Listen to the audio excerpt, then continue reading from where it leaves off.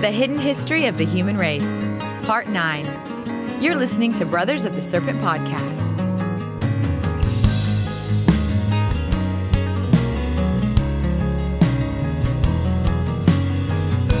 And welcome back, ladies and gentlemen, boys and girls, angels and demons and monsters and serpents, to Brothers of the Serpent Podcast, coming to you not live from the 10 by 10 by 10 tangent cube of science, nestled amongst the dusty bones of an ancient seabed high atop the Everest Plateau. It is our new podcasting day, Monday, so nothing has happened in the week yet. I was thinking about this earlier. Since we shifted days, we don't have the agricultural updates are always going to be late because they're from last week. Yeah. But yeah, nothing's really happening agriculturally speaking. We're just letting everything Cutting grow. grass. Yeah, and cutting lots and lots and lots of grass. Well, we did do some hedging on the vines, but Yeah. they get so overgrown that you can no longer drive a machine between the 8-foot rows. That's right. And we have to be able to drive machines between the 8-foot rows, so we cut back the overgrowth. It grows all the way down and starts touching the ground, and yeah, so got that done. Yep. That's right. I did see that there was a lot of Hedged them trimming. back, and it looks nice. And I've been orderly. basically mowing for weeks. Yeah. It's not you. Once you finish, you start over. That's right.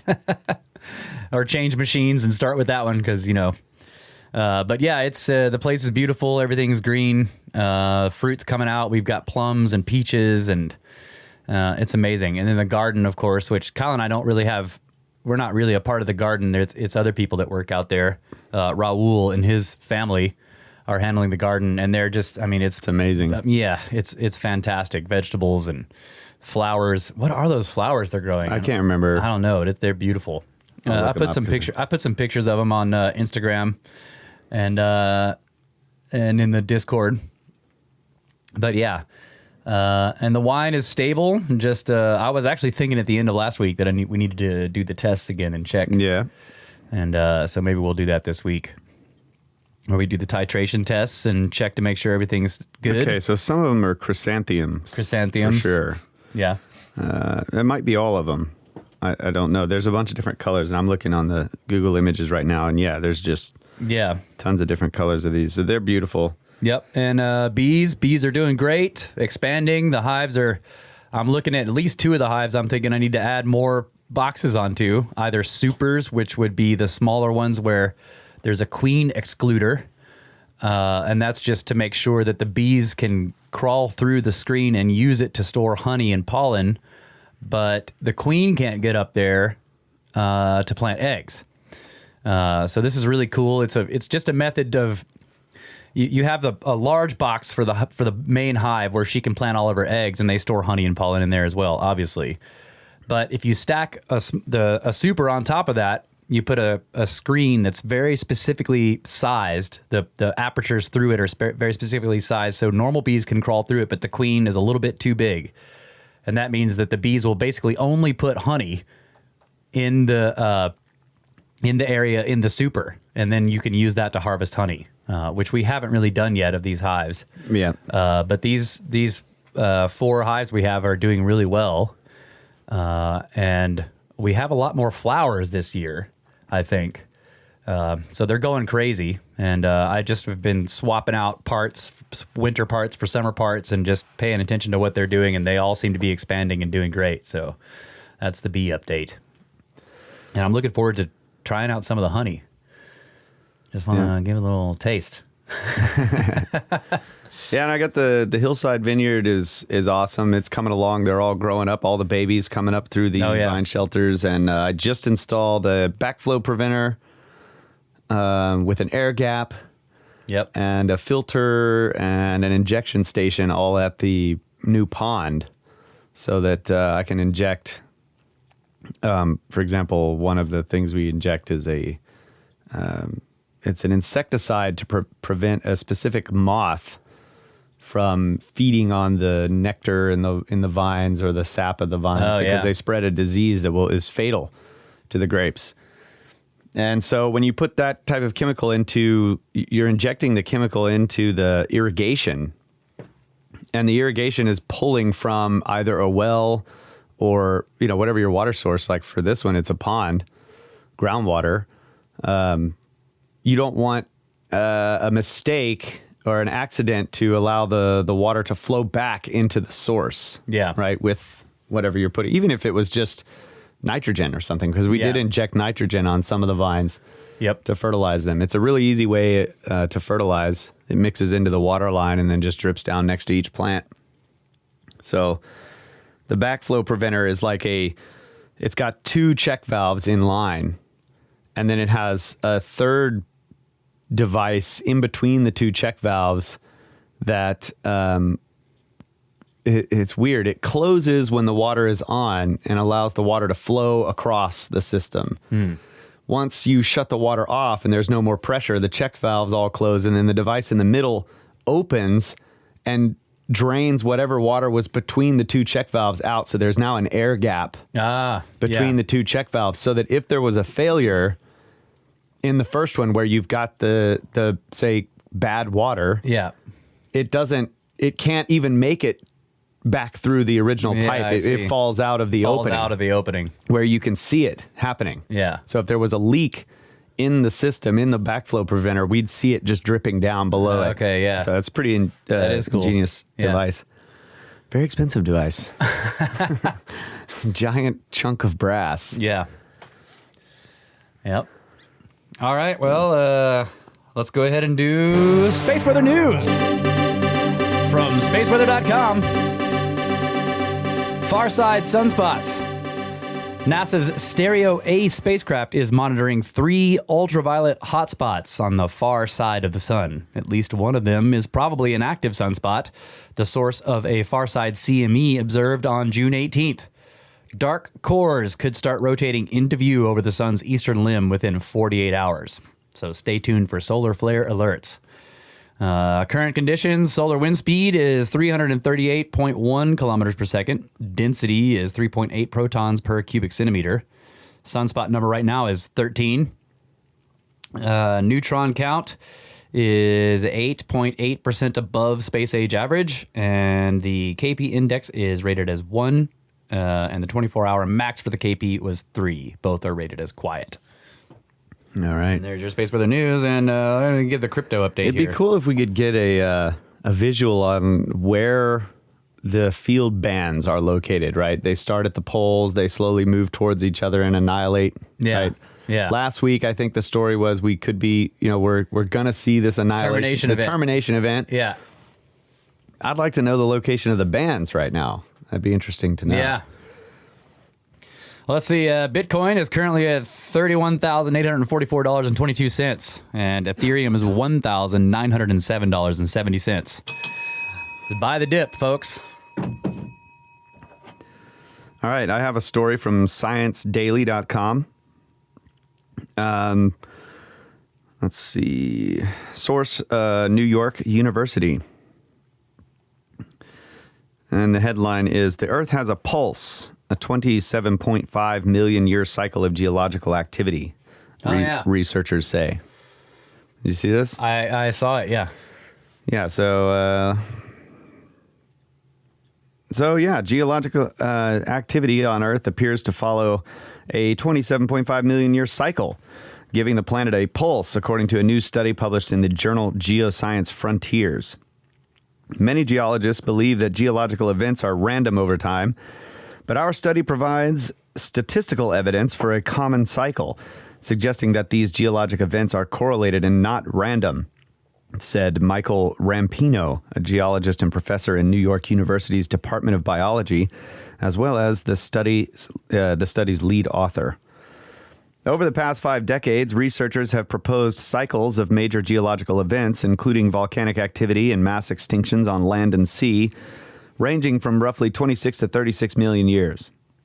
But early work on these correlations in the geological record was hampered by limitations in the age dating of geologic events, which prevented scientists from conducting quantitative investigations. However, there have been significant improvements in radioisotopic dating techniques and changes in the geologic timescale, leading to new data on the timing of past events. Using the latest age dating data available, Rampino and his colleagues compiled updated records of major geological events over the last 260 million years and conducted new analyses. The team analyzed the ages of 89 well-dated major geological events in the last 260 million years. These events include marine and land extinctions, major volcanic outpourings of lava called flood basalt eruptions, events when oceans were depleted of oxygen, sea level fluctuations, and changes or reorganization in Earth's tectonic plates.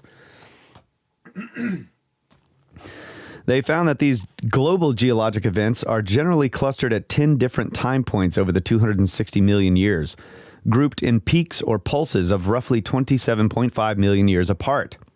The most recent cluster of geological events was approximately 7 million years ago, suggesting that the next pulse of major geological activity is more than 20 million years in the future.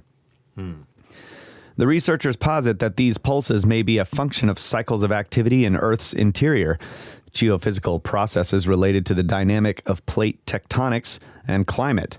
However, similar cycles in the Earth's orbit in space might also be pacing these events. Whatever the origins of these cyclical episodes, our findings support the case for a largely periodic, coordinated, and intermittently catastrophic geologic record, which is a departure from the views held by many geologists, explained Rampino. In addition to Rampino, study authors include Yuhong Zhu of NYU's Center for Data Science and Kin Caldeira of the Carnegie Institute for Science. So I thought that was interesting, right? Yeah. This is turning of the tides, perhaps. Maybe the general consensus moving to accept the idea of cyclical catastrophe. Yeah. I mean, it's in this long time scale. They're not looking at something that could be as recent as 12,000 years ago. But, I think that the geological events that they're looking at are beyond imaginable. Like the scales of these things are far beyond, what happened in the Younger Dryas. So. Yeah, right. But just changing the general thinking, right? They thought that these were distributed randomly, and now they're looking at the possibility of cyclical events. So, wow, I thought that was great. Yeah, that is good. All right, we got some emails, but first we have a one-up box. Let's see. Here we go. Oh. And there's a note. I'll read the note. And there were two boxes in here, so. Oh, man. Oh, man. Yeah, I know. Do you know what's in yours? No, I haven't looked. So the note says, Snakes! I just wanted to say I love the podcast. I didn't have a favorite until I found you guys. Hopefully I can give back my appreciation with this one-up box. You guys spent a lot of time making good content, so I spent a lot of time making these for you. Oh. Wow. In just the right light, hopefully you guys can see your futures in them. I'm predicting pyramids. I do this kind of work on the side as I am a caterpillar mechanic by trade. Hey, buddy. When you guys talk about moving heavy things, I always think about lifting a D10 dozer and what it takes for me to lift it off the ground. Impossible blocks, right?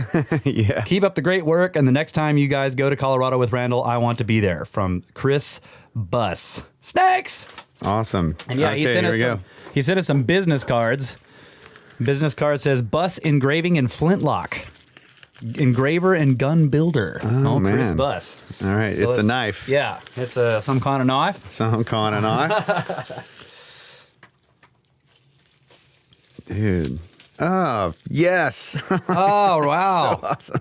Yeah. Yeah, it's like a stainless steel lockback serrated pocket knife with a little side clip, and it's got Brothers of the Serpent logo engraved on it with a very detailed shaded image of the three Great Pyramids of Giza. Oh, okay. Well, this one has this one looks like it's that's got to be in Mexico. Let me see. That one looks like the Teotihuacan. Oh yeah, that's for sure. Yeah. Yeah. Yep. Beautiful. Thank you, man. Straight to pyramids. Straight to pyramids. Dude, these are awesome. Thank you. Yeah. Now, I like the logo is like the scarab beetle. Yeah. Man, this is really cool. If only I'd have had this to be able to open the box. Yeah. Future boxes, beware. Man, thank you so much, Chris. It's awesome. Really appreciate that. All right. Emails. Snake Forest, Alberta, Canada chapter from Dwayne. He says, my name is Dwayne and I live in Alberta, Canada. And I just got my Brothers of the Serpent cap in the mail. Thanks so much for the interesting videos you make. I love the bumper music. Kyle should make spacey ambient music. Only weird thing up where I live is a giant mountain called, wow, I'm not going to be able to pronounce that. That has two faces in it. There's a male face staring up at the sky and a female face that's a bit harder to see. I'll attach pictures.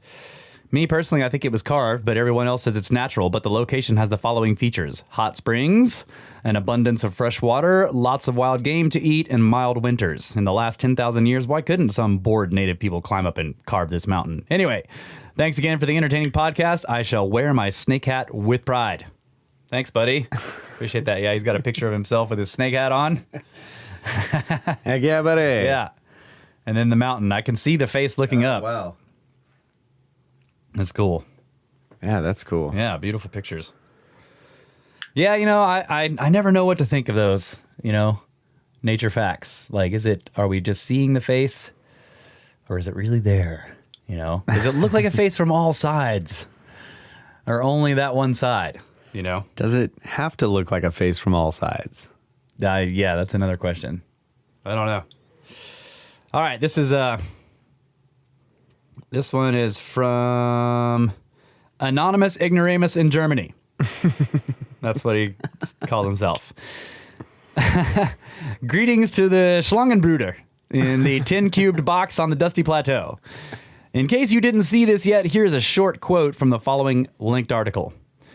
The LHCb collaboration at CERN has found particles not behaving in the way they should according to the guiding theory of particle physics, the Standard Model.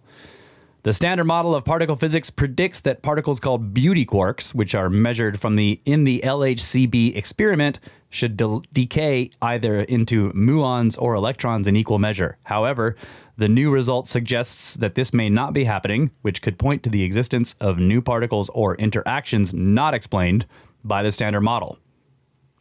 And he says, my question is, beauty quarks? WTF. Snakes! From Anonymous Ignoramus in Germany, where everything I know is wrong. Yeah, the names they give some of these quarks, up and down, beauty, strange. I like the strange quarks. Those are my favorite. A little strange. They're weird names. But yes, this was discussed quite a bit in... Yeah, and a lot of times they say, the names in many cases are not intentional. It's like a group of people in a lab doing some stuff, and and they've got all this stuff, and they're trying to talk to each other about it, and so they have weird little connections to like this one thing that they're talking about, and it develops a moniker basically, and that ends up becoming the name of the thing because they can't actually stop calling it that. Right? Yeah. Yep. That's right. Like what was the we had talked about this a while back about the sausage. Yes, that's right. The freaking sausage in the galaxy. Yeah. And everybody's mad that it's the sausage. But that's what it looked like. That the guy that saw it, he was like, yeah, it's kind of like a sausage-like thing. And so they were all like, the sausage thing. And then eventually that's just what it's called. Right, exactly. Oh, that's a beauty. Yeah, exactly. Well, that's a strange one. Yeah. Yeah. That's a strange reading. There you go, strange quark. Okay. Well, it's time to cue the old fireplace. Oh. Thoughts and ponderings at 2 a.m. from Roddy the Mammal.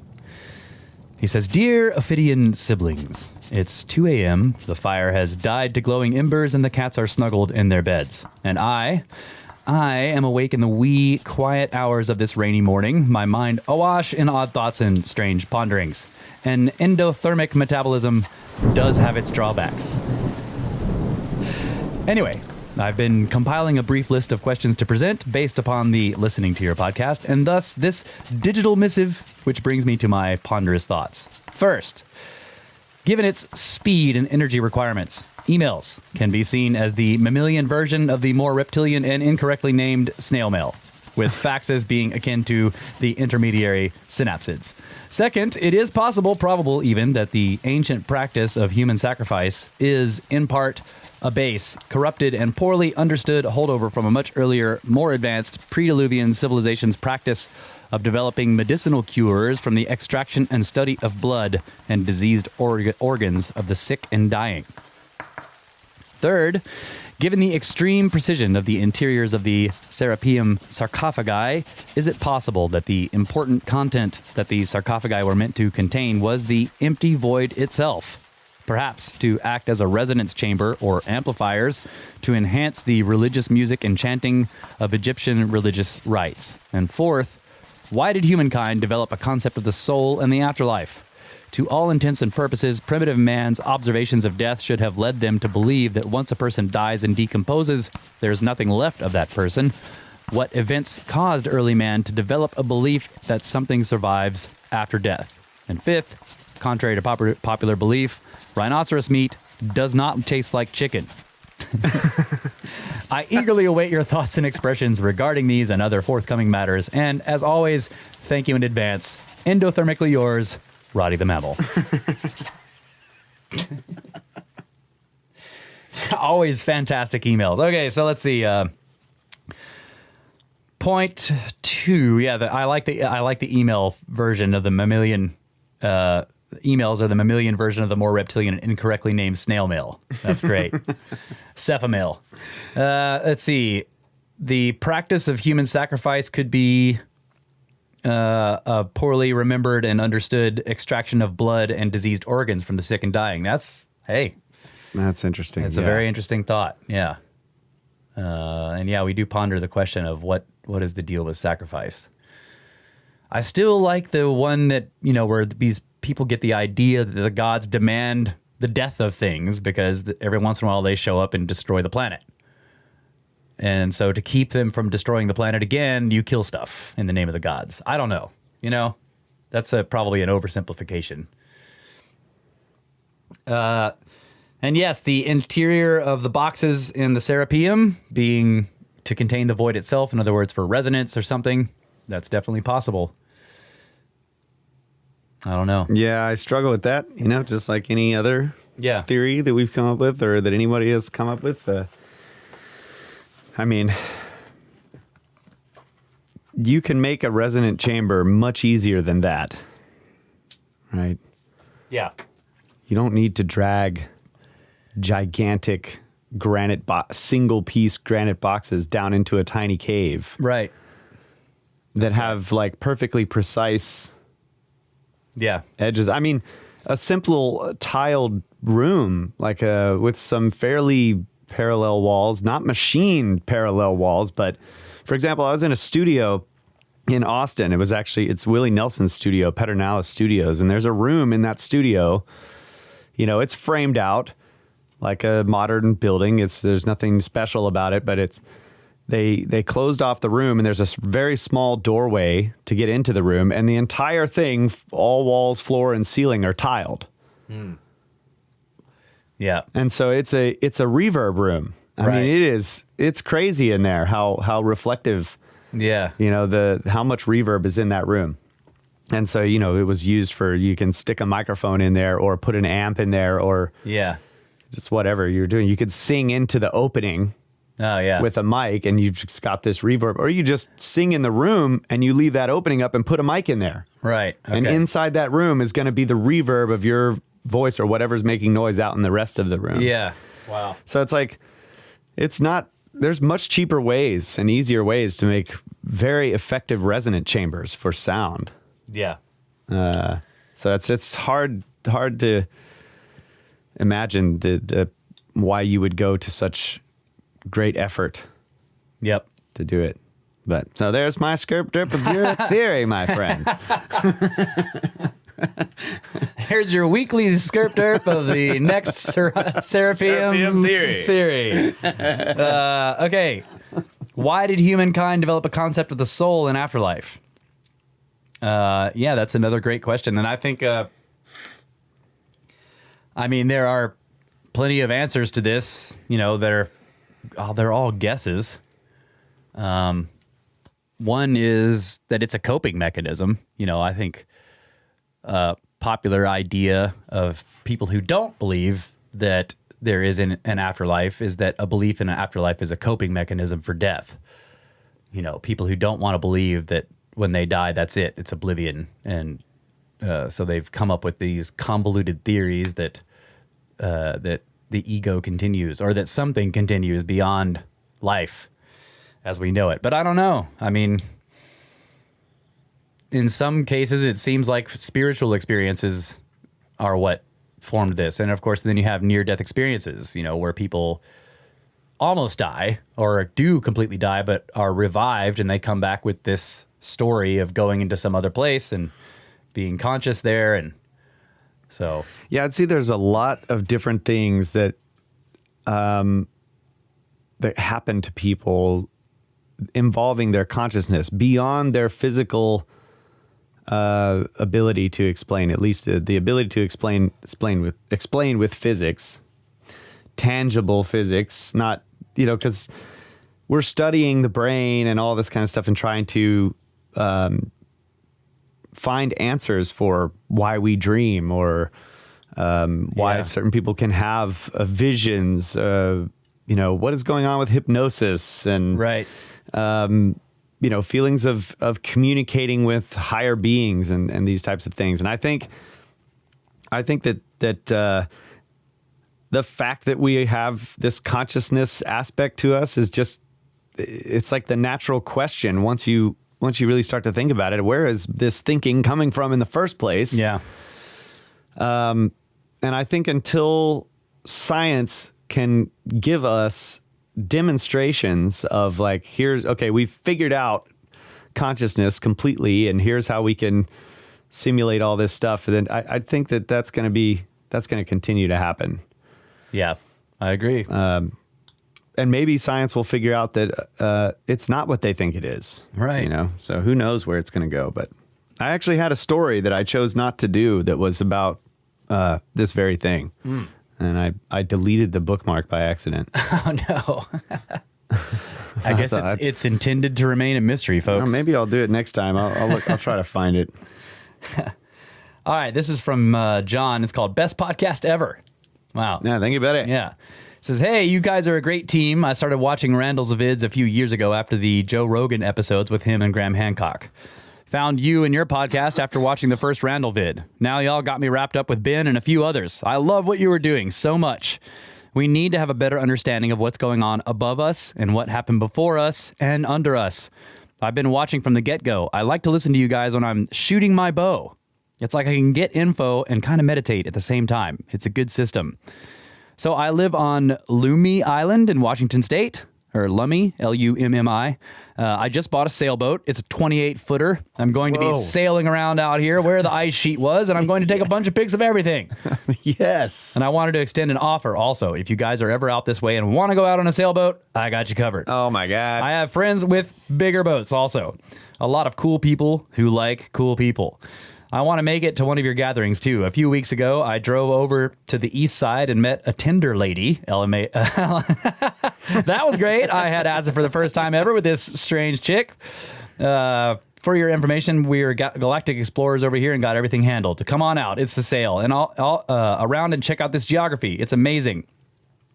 Of course, I'm not expecting you to read this entire diatribe or even a part of it on the show. You have my permission to use any of it and all of it or in any capacity you see fit. Thank you so much. Seriously, you've expanded my brain at least 33%. Snakes! Well, I read the whole thing, buddy. Thanks, buddy. That was great. I like the way you made it sound like he was so busy. He was like on his boat, and he's like he's like trying to pull. He pulls the sail around and ties it off and then types the email real fast. Right. Grab the wheel. Yeah, you sound like you were real busy. Yeah. Real busy over there, buddy. Dude, I would love to go sailing, though. Oh, yeah. Yeah. Yeah, we should. Yeah, we should definitely do that. I appreciate the offer. Yeah. All right, one more before we take a break here. This is from, let's see. Oh, there's no name. From Anonymous. It's called WTF 5 Sons. How's it going, Johns? Hey, boys, I've been listening since some of the earliest episodes and I've thought about writing quite a few times. Today, I finally won a single battle against inertia. I love the connections that regularly pop up between the themes and ideas on your show and seemingly unrelated material I've taken in years ago and now get to go back and look at fresh with these eyes. Russ, knowing how big of a sci-fi fan you have been, I am wondering if you've ever read any works by Gene Wolfe. I know you must get referred to stuff all the time, but I can't help myself. My tastes seem to match yours pretty closely. Specifically, his Book of the New Sun series has so many snaky themes running through it, I get flabbergasted. And the most recent episode with Ben was no exception. You guys have given me a whole new way to appreciate my favorite book series of all time. From ancient tech to lost civilizations, layered symbolism, global cataclysms, rebirth, and compounded misunderstandings, cryptic religions, prophecies, and the blurred lines between high science and magic.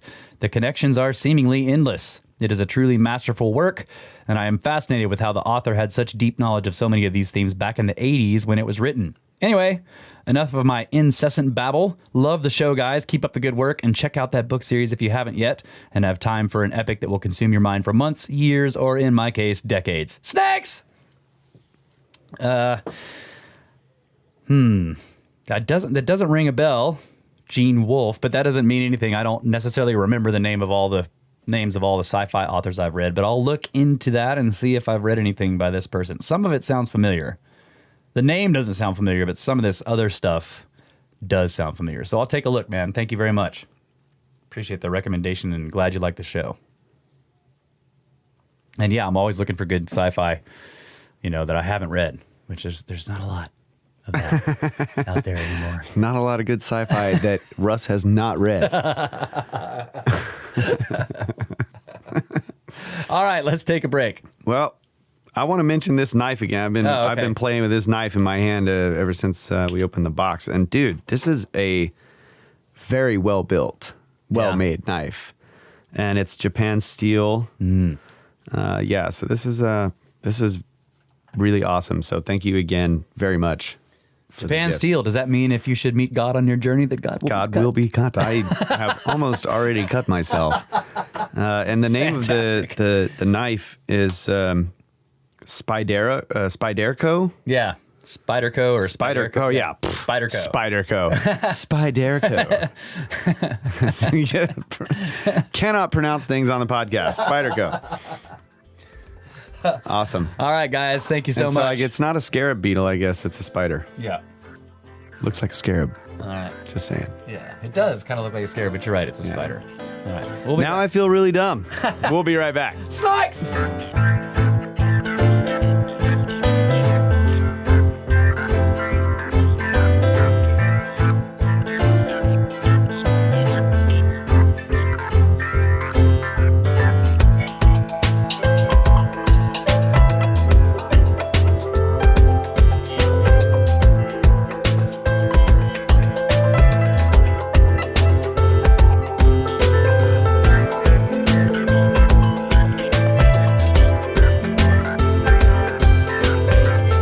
The evolution of mispronounced terms. Clearly visible on Brothers of the Serpent podcast. And yeah, we're jumping back into the book here. Yep. Hidden History of the Human Race. Part 9. Getting up there. That's right. Longest book report ever. That's right. So yeah, last week we were still looking at the Piltdown Man evidence and the problems with it. And so we finished on the section where they were talking about the chemical analysis of the skull fragments versus the jaw fragments and the depth of the staining and the different processes that were being used to preserve the bones and how that may have changed certain tests. And the fact that the jaw had a surface stain, whereas the cranial fragments had the stain was all the way through, and this implies possibly that the cranial fragments are actually sourced from the Piltdown gravels, whereas the jaw was not. Okay, so we're continuing on with this part. So it says, if the skull fragments were native to the Piltdown gravels and were not artificially stained as suggested, then how is one to explain the gypsum or the calcium sulfate in the skull fragments? One possibility is that Dawson, and that would be the amateur who discovered these, the amateur who had good credentials and was a member of the Geological Association or something, and a friend of the the guy who was part of the Royal Society. So Dawson, one possibility is that Dawson used sulfate compounds along with or in addition to potassium dichromate while chemically treating the bones to harden them after their excavation, thus converting part of the bone's hydroxyapatite or apatite into gypsum. Another option is that the gypsum accumulated while the skull was still in the Piltdown gravels. The British Museum scientists claimed that the concentration of sulfates at Piltdown was too low for this to have happened. But M. Bowden observed that sulfates were present in the area's groundwater at 63 parts per million, and that the Piltdown gravel had a sulfate content of 3.9 milligrams per 100 grams. Admitting these concentrations were not high, Bowden said they could have been considerably higher in the past. We note that Oakley appealed to higher past concentrations of fluorine in groundwater to explain an abnormally high fluorine content for the Castanedolo human skeletons. Right. So this, in other words, what they're saying is this is not an uncommon argument. Significantly, the Piltdown jaw contained no gypsum. The fact that gypsum is present in all the skull fragments, but not in the jaw, is consistent with the hypothesis that the skull fragments were originally from the Piltdown gravel while the jaw was not. Chromium was present in the 5 skull fragments found by Dawson alone before he was joined by Woodward. Woodward was the guy who was in the Royal Society. This can be explained by the known fact that Dawson dipped the fragments in potassium dichromate to harden them after they were excavated. The additional skull fragments found by Dawson and Woodward together did not contain any chromium. All right. Let me throw in something here. Okay. So this guy buys some potassium dichromate. Is that what it's called? Yeah. Okay. Yeah. So he has this stuff. I wonder how much it costs, and how many fragments of bone did he harden in this solution before dumping it out and replacing it? You know, I mean, that could be a question too. Did you always have to do it with a brand new solution? Yeah, that's a good question. That's like purchased from a lab that's pure to some certain degree. I mean, I know from buying chemicals in the winery. Yeah. That throw them out after you use them sometimes. Sometimes you just keep using them. You keep using them, or you can buy from labs that aren't really as good as other labs, and so you will get less pure forms of it. So, but mainly the idea was that if I don't know if it's like, because we've used muriatic acid to work away some of the limestone stuff to kind of clean it up, and that stuff, once you've put a giant rock in this stuff, it basically neutralizes, right? Yeah, and it neutralizes it. Yep. So it's possible that you have to start with a brand new clean solution, but there's another possibility that maybe he just hardened multiple different things in his batch of this stuff. Yeah. And so it got, it picked up some of the chemicals that were in some of the other bones that he had put in there. Yeah, those are great questions. Okay, so I had the idea, this may be wrong, but I had the idea that Dawson found 5 fragments by himself. And then Woodward comes along and they find some more fragments, and those get a different treatment. And then the jaw is found, and that's a different thing altogether. Right. And then the Jesuit guy finds a tooth, Yeah. But so currently in this part of the story, it's looking like the jaw is not consistent with the gravels that it was found in, right? Right. Yeah. Okay. But the scientists at the time are wanting to say the skull is not. Isn't, because it's too modern. Yeah. This is the thing, and we'll get into this later, but the thing about Piltdown Man is that morphology, if it was a real skull, in other words, with a modern looking cranium, head, top of the head, versus a archaic looking jaw, is the reverse of Pithecanthropus, which has the archaic looking cranium and a modern looking jaw. Right. Okay. So Woodward apparently he was on the team that thought that the jaw was what should be archaic, whereas the top of the head, the rest of the head looked more modern. And that's what Piltdown Man was. Whereas Homo erectus / Pithecanthropus was the reverse of that. And so there were like these two camps looking for human evolutionary artifacts, missing links. Some of them were looking for heads that were modern with archaic jaws, and the others were looking for archaic heads with modern jaws. Okay? But yeah, you're right that the key here is that when they were calling this a hoax, they wanted the head to be the hoax. Right. Because it's too modern. Yeah. But it actually looks like the jaw is the part that doesn't belong. Right. And so trying to match up those two things, right? A modern looking head with a archaic looking jaw and vice versa.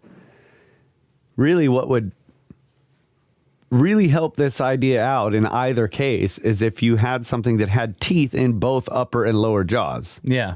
Because the teeth in the upper are part of the skull. Yeah.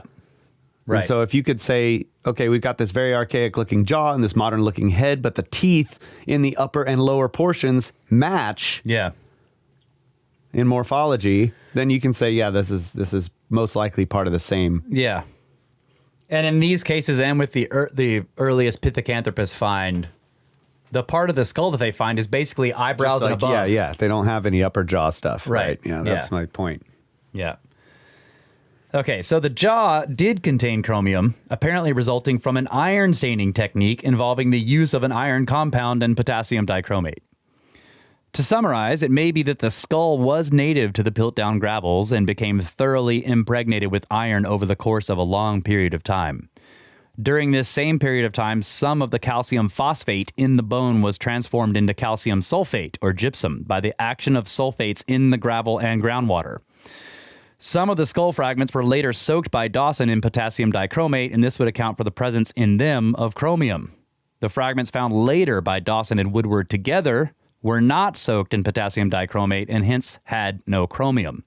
The jaw, on the other hand, was artificially iron stained, resulting in only a superficial coloration. The staining technique involved the use of a chromium compound, which accounts for the presence of chromium in the jaw, but the staining technique did not produce any gypsum.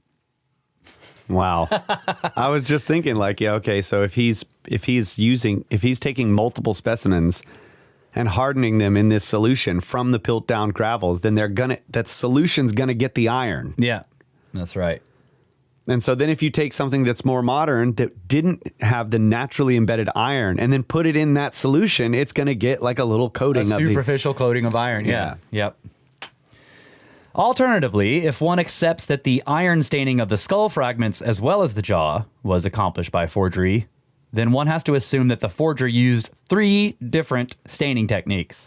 1, according to the British Museum scientists, the primary staining technique involved the use of an iron sulfate solution with potassium dichromate as an oxidizer, yielding gypsum as a byproduct. This would account for the presence of gypsum and chromium in the 5 iron-stained skull fragments first found by Dawson. 2, the 4 skull fragments found by Dawson and Woodward together contain gypsum but no chromium, so the staining technique in this case would not have employed potassium dichromate. And 3, the jaw, which contained chromium but no gypsum, must have been stained by a third method that involved the use of iron and chromium compounds but did not produce gypsum. It's hard to see why a forger would have used so many methods when one would have sufficed. We must also wonder why the forger carelessly stained the jaw to a far lesser extent than the skull, which risks detection. Additional evidence in the form of eyewitness testimony suggests that the skull was in fact originally from the Piltdown gravels. The eyewitness was Mabel Kinward, daughter of Robert Kinward, the owner of Barkham Manor. On February 23, 1955, the Telegraph published a letter from Miss Kinward that contained this statement. One day, when they were digging in the unmoved gravel, one of the workmen saw what he called a coconut. Where'd you get the coconut? He broke it with his pick, kept one piece, and threw the rest away. Particularly significant was the testimony that the gravel was unmoved.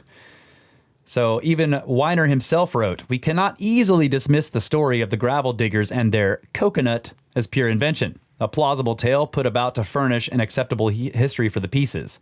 Granting, then, the probability that the workmen did find a portion of skull, it is still conceivable that what they found was not the semi-fossil Eoanthropus, which is what they were calling Piltdown Man at the time, but some very recent and quite ordinary burial. Weiner suggested that the culprit, whoever he may have been, could have then substituted treated skull pieces for the ones actually found. But if the workmen were dealing with a very recent and quite ordinary burial, then where were the rest of the bones of the corpse? In the end, Weiner suggested that an entire fake skull was planted and the workmen found it, but Mabel Kinward testified that the surface where the workmen were digging was unbroken. Robert Essex, a science teacher personally acquainted with Dawson in the years 1912 to 1915, provided interesting testimony about the Piltdown jaw, or jaws, as it turns out. Essex wrote in 1955, "Another jaw not mentioned by Dr. Weiner came from Piltdown much more human than the ape's jaw, and therefore much more likely to belong to the Piltdown skull parts, which are admittedly human. I saw and handled that jaw and know in whose bag it came to Dawson's office." Essex then gave more details. At the time, he had been a science master at a local grammar school located near Dawson's office. Essex stated, "One day when I was passing, I was beckoned in by one of the clerks, whom I knew well. He had called me in to show me a fossil half-jaw, much more human than apes, and with 3 molars firmly fixed in it. When I asked where this object came from, the answer was Piltdown. According to the clerk, it had been brought down by one of the diggers who, when he called and asked for Mr. Dawson, was carrying a bag such as might be used for carrying tools. When he was told that Mr. Dawson was busy in court, he said he would leave the bag and come back. And when he had gone, the clerk opened the bag and saw the jaw. Seeing me passing, he called me in. I told him he had better put it back and that Mr. Dawson would be cross if he knew of this. I found afterwards that when the digger returned, Mr. Dawson was still busy in court, so he picked up his bag and left." Essex later saw photographs of the Piltdown jaw. Noting the jaw was not the same one he had seen in Dawson's office, he communicated this information to the British Museum. So in other words, this testimony is saying that the workmen later found a modern-looking human jaw that may have gone with the skull that they found. And it disappeared, basically. Yeah, the guy brings it to Dawson's office, leaves the bag there for a while, comes back a few hours later. Dawson still hasn't looked at it. He just takes his bag and leaves, and it's never seen again. So we only have the testimony of this one guy who was a schoolmaster saying this, and maybe his biases need to come into account. Yep. But they use this to help talk about how this is a forgery. The human skull is Yeah. recent. The discovery of a human jaw tends to confirm the view that the human skull found at Piltdown was native to the Gravels. Even if we grant that every other bone connected with Piltdown is a forgery, if the skull was found in situ, we are confronted with what could be one more case of Homo sapiens sapiens remains from the late Middle Pleistocene or early Late Pleistocene. Most recent writing, totally accepting that all the Piltdown fossils and implements were fraudulent, has focused on identifying the culprit. Weiner and Oakley, among others, insinuated that Dawson, the amateur paleontologist, was to blame. Woodward, the professional scientist, was absolved.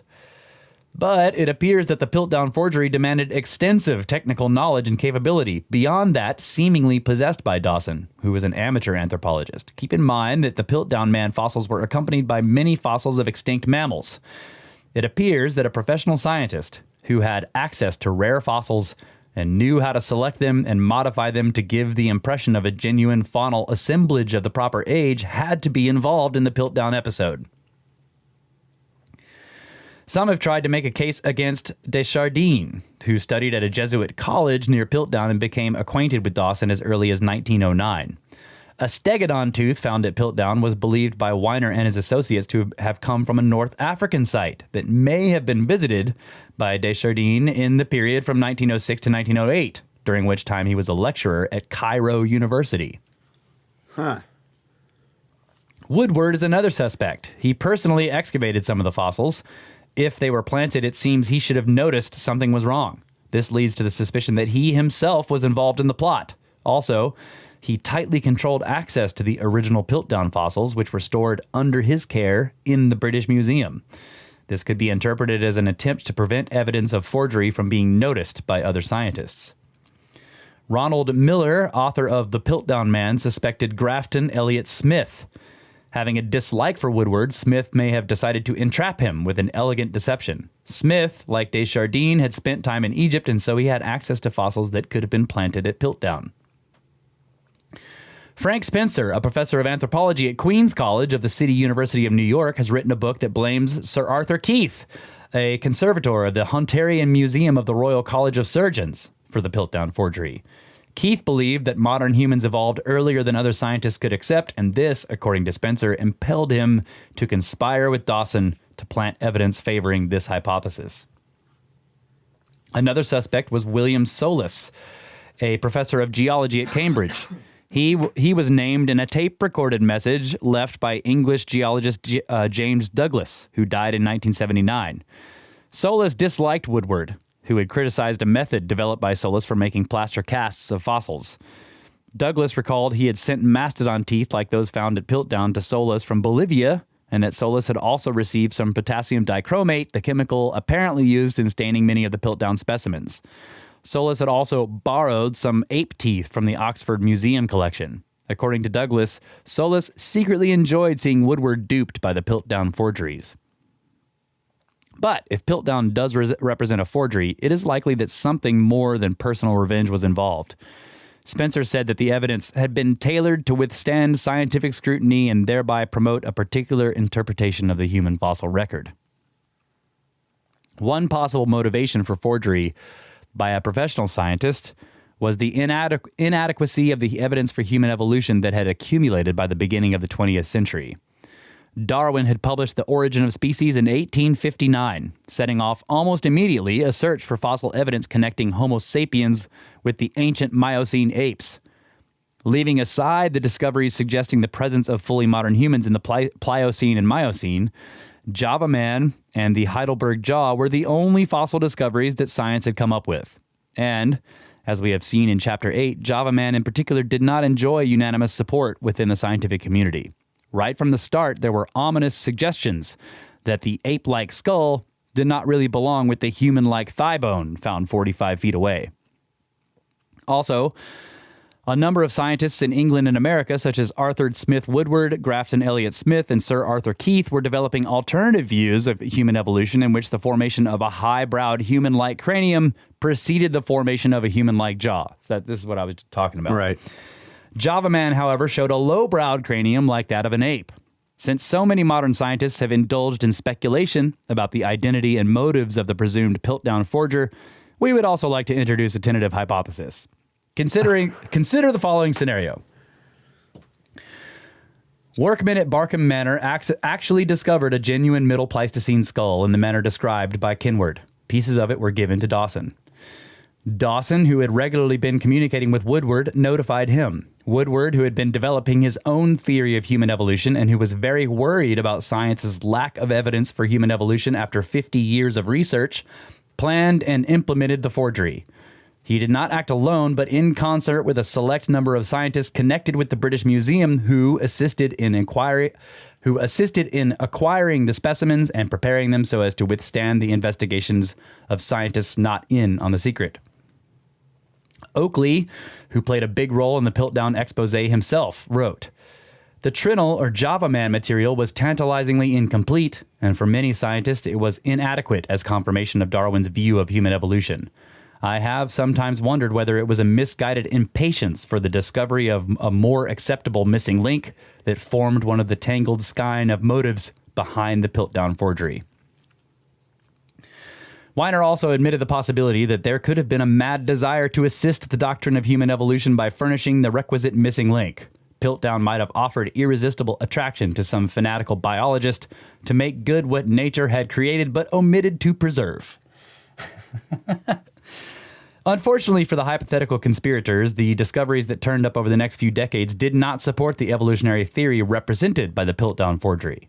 The discoveries of new specimens of Java Man and Beijing Man, as well as the Australopithecus finds in Africa, were accepted by many scientists as proving the low-browed ape-man ancestor hypothesis, which was the very idea the high-browed Piltdown Man was meant to discredit. Time passed, and the difficulties in constructing a viable evolutionary lineage for the fossil hominids increased. At a critical moment, the remaining insiders connected with the British Museum chose to act. Perhaps enlisting unwitting colleagues, they organized a systematic expose of the forgery they had perpetrated earlier that century. In the course of this expose, perhaps some of the specimens were further modified by chemical and physical means to lend credence to the idea of a forgery. The idea of a group of conspirators cooperating in connection with the British Museum, perpetuating a forgery, and then later exposing the same forgery is bound to strike many as far-fetched. But it is founded upon as much or as little evidence as the indictments made by others. Doubt has been cast on so many British scientists individually, including some from the British Museum, that this conspiracy theory does not enlarge the circle of possible wrongdoers. Perhaps there were no conspirators at the British Museum, but according to many scientists, someone with scientific training acting alone or with others did carry out a very successful forgery. Gavin De Beer, a director of the British Museum of Natural History, believed the methods employed in uncovering the Piltdown hoax would make a successful repetition of a similar type of forgery virtually impossible in the future. But a forger with knowledge of modern chemical and radiometric dating methods could manufacture a fake that would not be easily detectable. Indeed, we can hardly be certain that there is not another Piltdown-like forgery in one of the world's great museums just waiting to be uncovered. The impact of Piltdown remains, therefore, damaging, but incidents of this sort appear to be rare, given our present knowledge. There is, however, another more insidious and pervasive kind of cheating: the routine editing and reclassifying of data according to rigid theoretical preconceptions. Vincent de Pradine of the, okay, here we go with French names again, of the École d'Anthropologie in Paris, wrote in his book, "One often finds men of science possessed by a preconceived idea who, without committing real frauds, do not hesitate to give observed facts a twist in the direction which agrees with their theories. A man may imagine, for example, that the law of progress in prehistoric industries must show itself everywhere and always in the smallest of details. Seeing the simultaneous presence in a deposit of carefully finished artifacts and others of a coarser type, he decides that there must be two levels, the lower one yielding the coarser specimens. He will class his finds according to their type, not according to the stratum in which he found them. If at the base he finds a finely worked implement, he will declare that there has been accidental penetration and that the specimen must be reintegrated with the site of its origin by placing it with the items from the higher levels. He will end up with real trickery in the stratigraphic presentation of his specimens, trickery in aid of a preconceived idea, but more or less unconsciously done by a man of good faith whom no one would call fraudulent. This case is often seen, and if I mention no names, it is not because I do not know any." Yeah. Wow. Yeah, I think this is a key, and I've heard Cremo on some interviews he's given, and that's what he talks about. He thinks that in large part this is an unconscious thing, and that these facts that we're going through in this book have been forgotten because. Not because there's like some gigantic conspiracy, but just because it's human nature. Right. Well, I wonder if, I was just going all conspiracy on this Jesuit guy. Yeah. And I'm wondering if was he going around trying to insert forgeries to make it to discredit the whole thing? Yeah, because it's like, that's what I was wondering is would somebody... I can conceive of this possibility that somebody that's interested in this stuff that maybe is just a little bit psychotic in a way, just sowing chaos, right? Okay, I'm going to bring some fossils from this completely different place. Yeah. And just stick them in there. Right. Oh, look what I found. Just to confuse it. Yeah. Right? Yeah. Not like he has a specific agenda that's like, okay, I want the creationism model to hold out, or I want the evolution model to hold out, but it's just like, okay, there's these two camps fighting, and I'm just like, there's this new find. I'm going to show up and I'm just going to throw some stuff in there and just to mess with them. And that person is the only person who knows really what's going on. And that's like a power trip. That's true. That's true. Yep. You never know. There's all kinds of, and going back to like what I was saying last time, who knows how many dozens and dozens of people are part, because they're hiring all these these laymen basically to just go and dig. Yeah. Who knows what they might do? So what would you call that? Like a paleontologist? Trollogist? yeah. That's right. He's a paleontrol. Yeah. He's practicing paleontology. Yeah. I don't know. I mean, we could have endless speculation on what happened, but yeah. Also there's a possibility that it was all by chance. Right. Right? Like the idea that some things were hardened in some chemicals, or maybe they had a student who put it in the wrong chemicals and they're like, no, you got to put it over here, which would, possibly explain why one had gypsum or made gypsum, the other one didn't. And I mean, who knows? Yeah.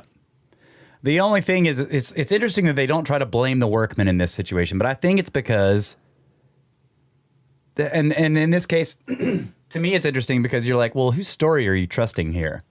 Because the story is that the workman, this guy was like telling the workmen like, hey, if you find stuff, right? And then they alert him, and then he comes and he actually digs pieces of skull out of new material. Yeah.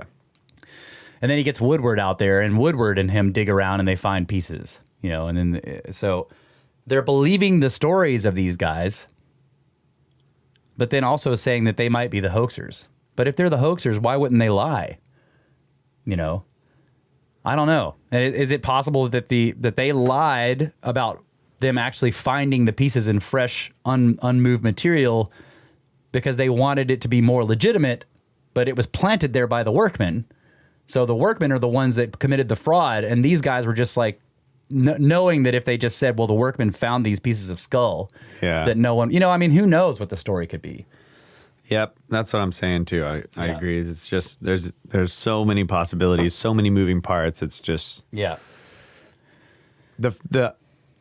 I think the takeaway is that you can see the effort at which they go to try to make these two different pieces of these different artifacts fit together, and then when they finally can't do it, then they try to discredit the one that is the most upsetting, problematic to the model. Right. Yeah, that's right. That's the takeaway. Yeah, that's right. Even though it on the face of it appears to have the most legitimate chemical identity with the gravels it was taken from. Yeah. Yep. All right. Well, let's take a break. Slug up!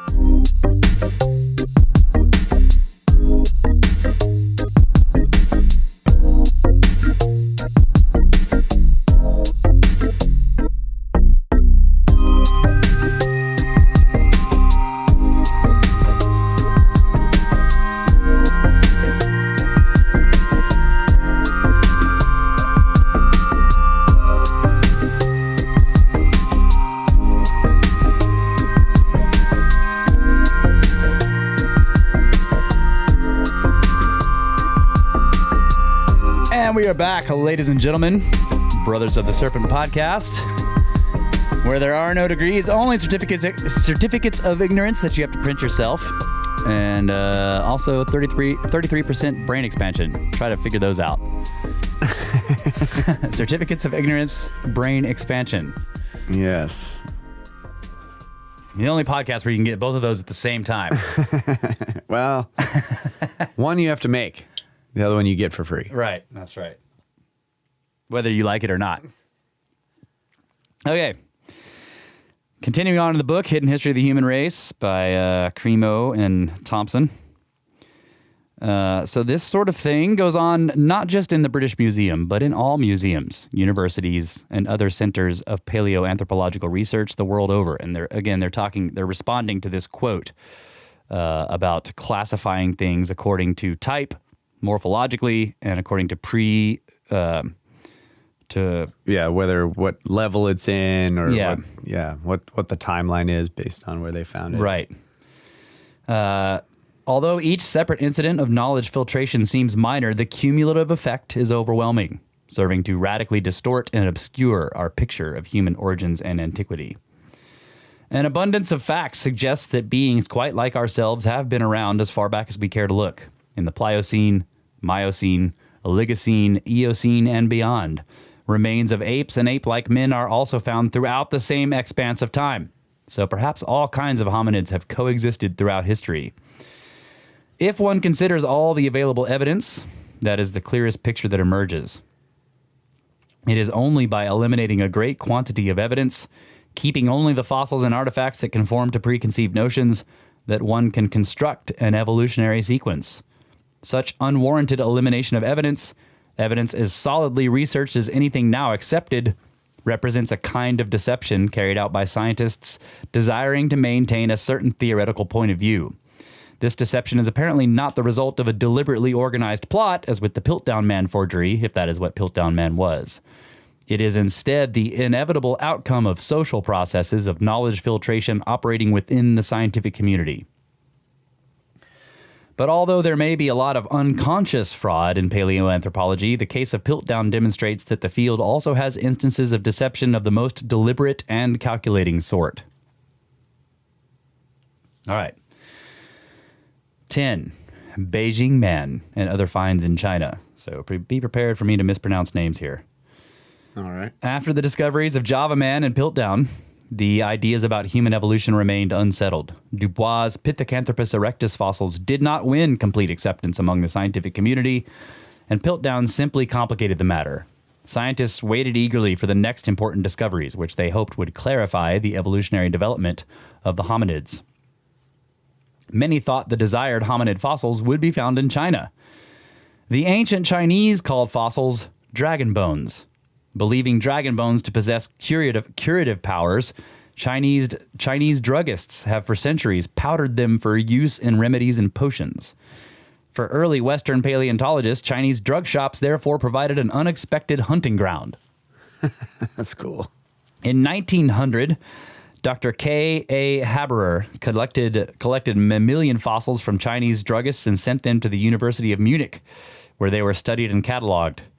Among the specimens were found a tooth from the Beijing area that appeared to be a left upper third molar, either of a man or hitherto unknown anthropoid ape.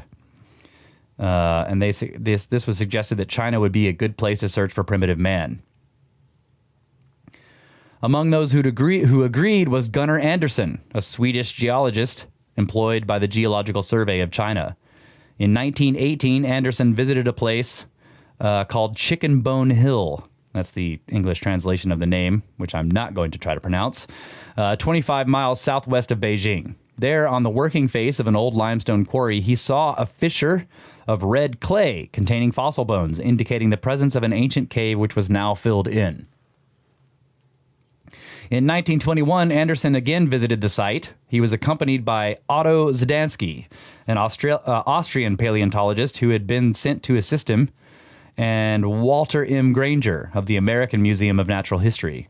Their first excavations were not very productive, resulting only in the discovery of some fairly recent fossils.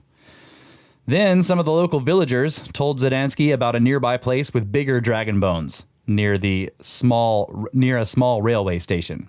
Here, Zdansky found another limestone quarry, the walls of which, like the first, had fissures filled with red clay and broken bones.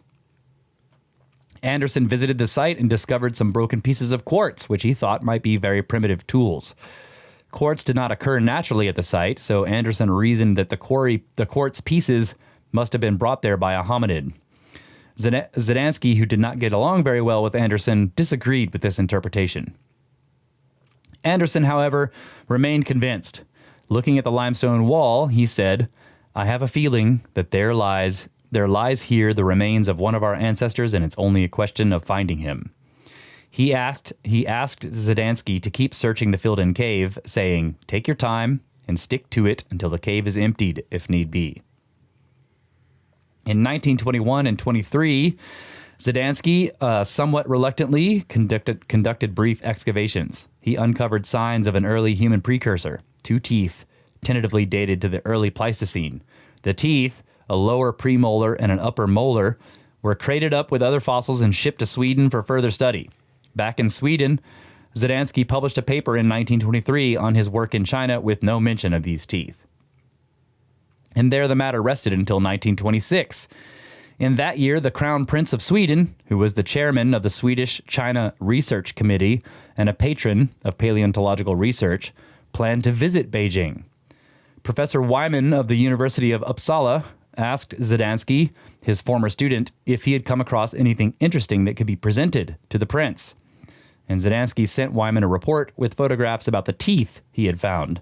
The report was presented by J. Gunnar Anderson to a meeting in Beijing attended by the Crown Prince, and Anderson declared in regard to the teeth, "The man I predicted has been found." So it's interesting because I think they're pointing this out because they've been talking about social pressures, right? So suddenly the prince is going to be visiting, and he's the one that is deciding whether more money is going to be involved in this research.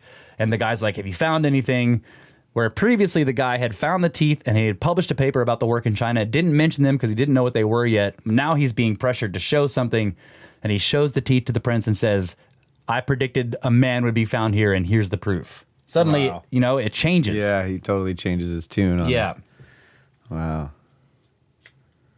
Yeah, that was another thing I was going to say about the previous story was, if you really wanted to dig into this, follow the money. Like, where's the research funding coming from? Right. Yep. Right. Who are the people that are funding it? What are they wanting? Yeah.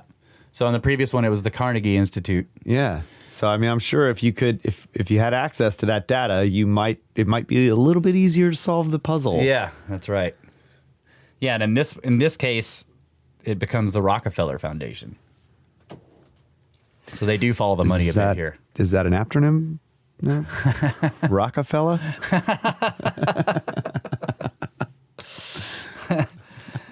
All right, Davidson Black.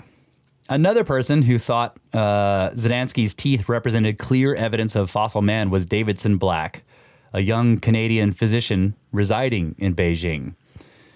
Black graduated from the University of Toronto Medical School in 1906, but he was far more interested in human evolution than in medicine.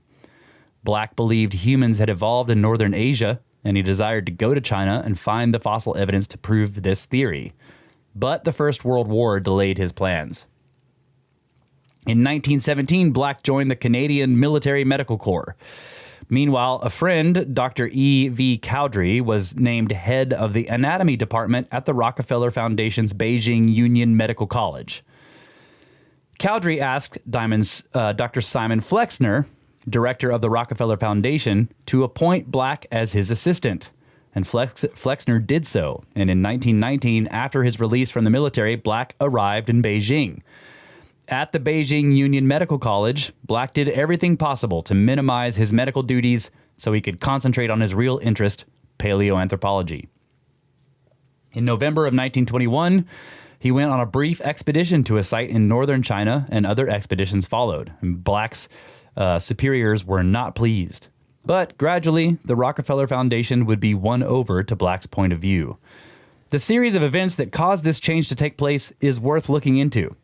Late in 1922, Black submitted a plan for a Thailand expedition to Dr. Henry H. Houghton, director of the medical school. Black expertly related his passion for paleoanthropology to the mission of the medical school. Houghton wrote to Roger Green, the school's business director. While I cannot be certain that the project in which Black has in mind is severely practical in its nature, I must confess that I have been deeply impressed by the valuable relationship he has been able to establish between our Department of Anatomy and the various institutions and expeditions which are doing important work in China in the fields which touch closely upon anthropology research. With these points in mind, I do recommend the granting of his request.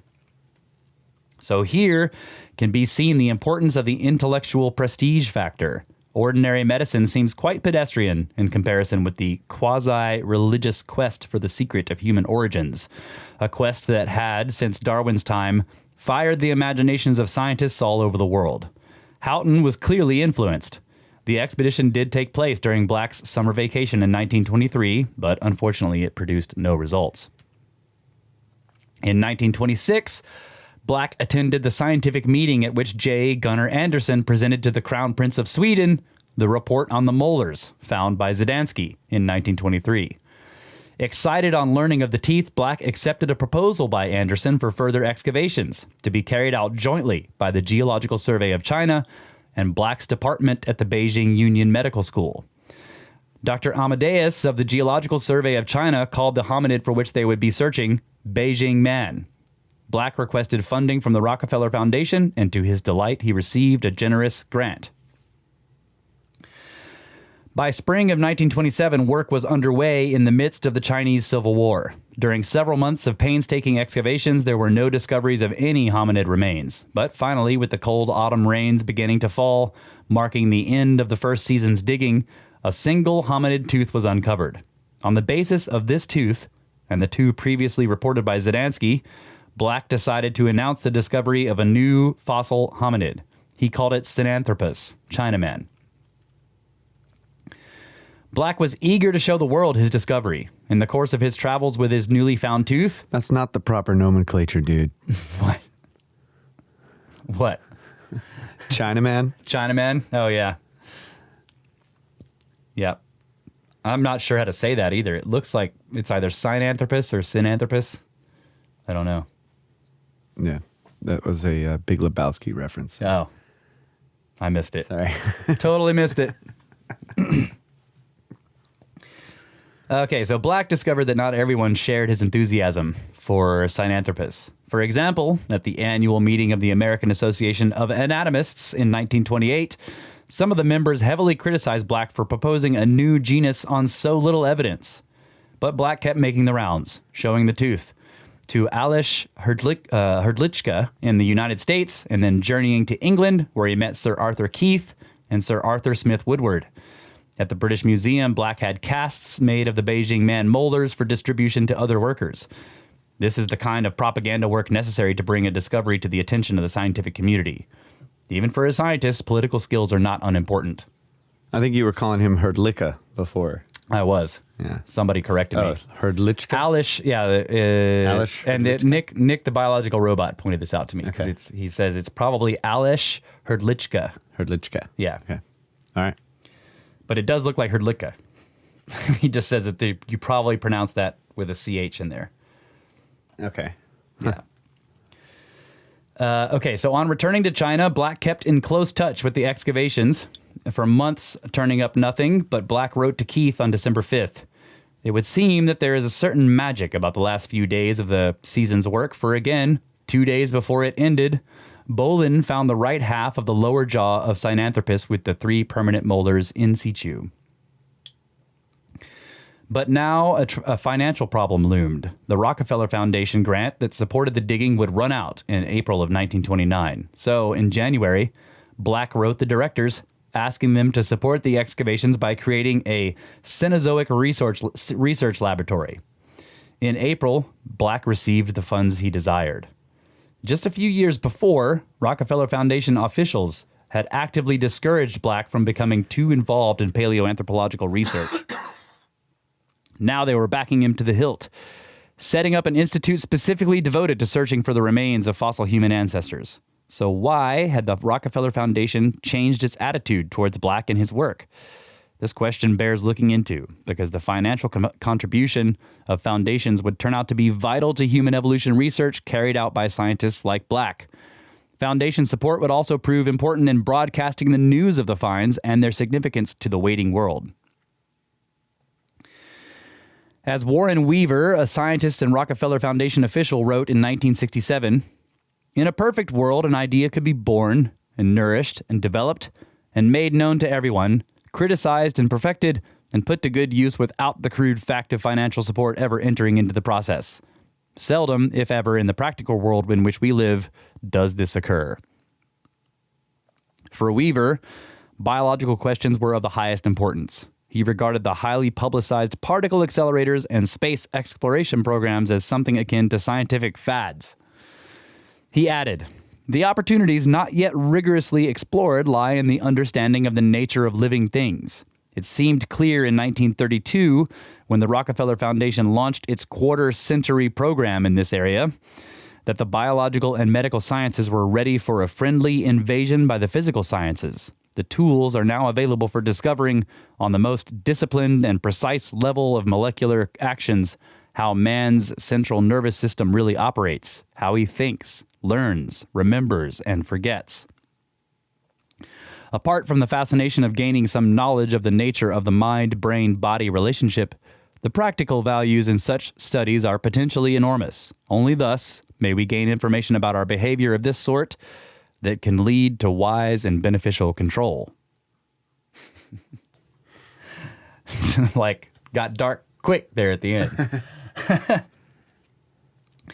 It thus becomes clear that at the same time the Rockefeller Foundation was channeling funds into human evolution research in China, it was in the process of developing an elaborate plan to fund biological research with a view to developing methods to effectively control human behavior. Black's research into Beijing Man must be seen within this context in order to be properly understood. Over the past few decades, science has developed a comprehensive cosmology that explains the origin of human beings as the culmination of a 4 billion year process of chemical and biological evolution on this planet, which formed in the aftermath of the Big Bang, an event that marked the beginning of the universe some 16 billion years ago. The Big Bang theory of the origin of the universe, founded upon particle physics and astronomical observations, suggesting we live in an expanding cosmos, is thus inextricably connected with the theory of the biochemical evolution of all life forms, including human beings. The major foundations, especially the Rockefeller Foundation, provided key funding for the initial research supporting this materialistic cosmology, which has, for all practical purposes, pushed God and the soul into the realm of mythology, at least in the intellectual centers of modern civilization. All of this is quite remarkable when one considers that John D. Rockefeller's charity was initially directed towards Baptist churches and missions.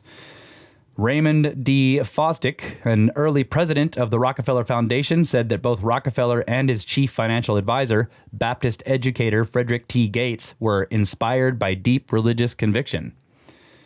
In 1913, the present Rockefeller Foundation was organized. The trustees included a bunch of names I won't read here, but for medical research in the University of Chicago, former presidents of Harvard, and the president of Chase National Bank. Alongside this new foundation, other Rockefeller charities continued to operate. At first, the Rockefeller Foundation concentrated its attention on public health, medicine, agriculture, and education, avoiding anything controversial. Thus, the foundation began to distance itself from religion, particularly the Baptist Church. Exactly why this happened is difficult to say. Perhaps Rockefeller was coming to realize that his fortune was founded on exploiting the advances of modern science, or perhaps it was the increasing role that science was beginning to play in the objects of traditional charitable giving, such as medicine. But whatever the reason, Rockefeller began to staff his foundation with scientists, and the giving policies reflected this change. Evan Gates, the former Baptist educator, seemed to be changing his tune. He wanted to create a non-sectarian university in China, but he noted that the missionary bodies at home and abroad were distinctly and openly and even threateningly hostile to it, to it as tending to infidelity. And furthermore, the Chinese government wanted control, an idea that the foundation could not support. Charles Eliot, who had overseen the Harvard Medical School in Shanghai, proposed a solution, a medical college, which would serve as an opening to the rest of Western science. Here, mechanistic science shows itself a quiet but nevertheless militant ideology, skillfully promoted by the combined effort of scientists, educators, and wealthy industrialists with a view towards establishing worldwide intellectual dominance. The medical college strategy outlined by Eliot worked. The Chinese government approved establishment of the Beijing Union Medical College under foundation auspices. Meanwhile, Dr. Wallace Buttrick, director of Rockefeller's newly created China Medical Board, negotiated with the Protestant mission hospitals already in China and agreed to provide financial support for them, bribing them effectively. In 1928, the Rockefeller Foundation and other Rockefeller charities underwent changes to reflect the growing importance of scientific research. All programs relating to the advance of human knowledge were shifted to the Rockefeller Foundation, which was reorganized into 5 divisions: international health, medical sciences, natural sciences, social sciences, and the humanities. The change reached right to the top, with Dr. Max Mason, a scientist himself, taking over as president. Mason, who was a mathematical physicist, was formerly president of the University of Chicago. Mason emphasized the structural unity involved in the new orientation of the program, and it was not to be 5 programs, each represented by a division of the foundation. It was to essentially be one program directed to the general problem of human behavior with the aim of control through understanding. Weird. What is the deal with that? Black's Beijing Man research therefore took place within the larger framework of the explicitly stated goal of the Rockefeller Foundation, which reflected the implicit goal of big science, control by scientists of human behavior. I did not see it going there. Yeah. That's, wow. Yeah, so I think they're pointing out that with the Rockefeller Foundation and other institutes like the Carnegie Institution, these people are interested in formulating a worldview, whether it's a giant conspiracy or not. They view it as we have this new paradigm, everything is science, and we live in this mechanistic universe. And if we can fully understand all the scientific principles beneath the mechanistic universe, we can better understand ourselves and control our behavior. Okay, that's a slightly lighter way of looking at it. Yeah. But it does, again, you get this idea of control. And I don't know. But yeah, it's interesting because what they're pointing out here also is that this paleoanthropological research that was happening was at first the Rockefeller Institute was like, no, we're not interested in that. But all of a sudden they become interested in it because there was this big shift in how they organized their foundation. And there was a similar shift in what their goals were. And suddenly they start funding these kinds of things. Specifically because they're like, what are human origins? Because we need to understand ourselves better so that we can control humans better. Yeah.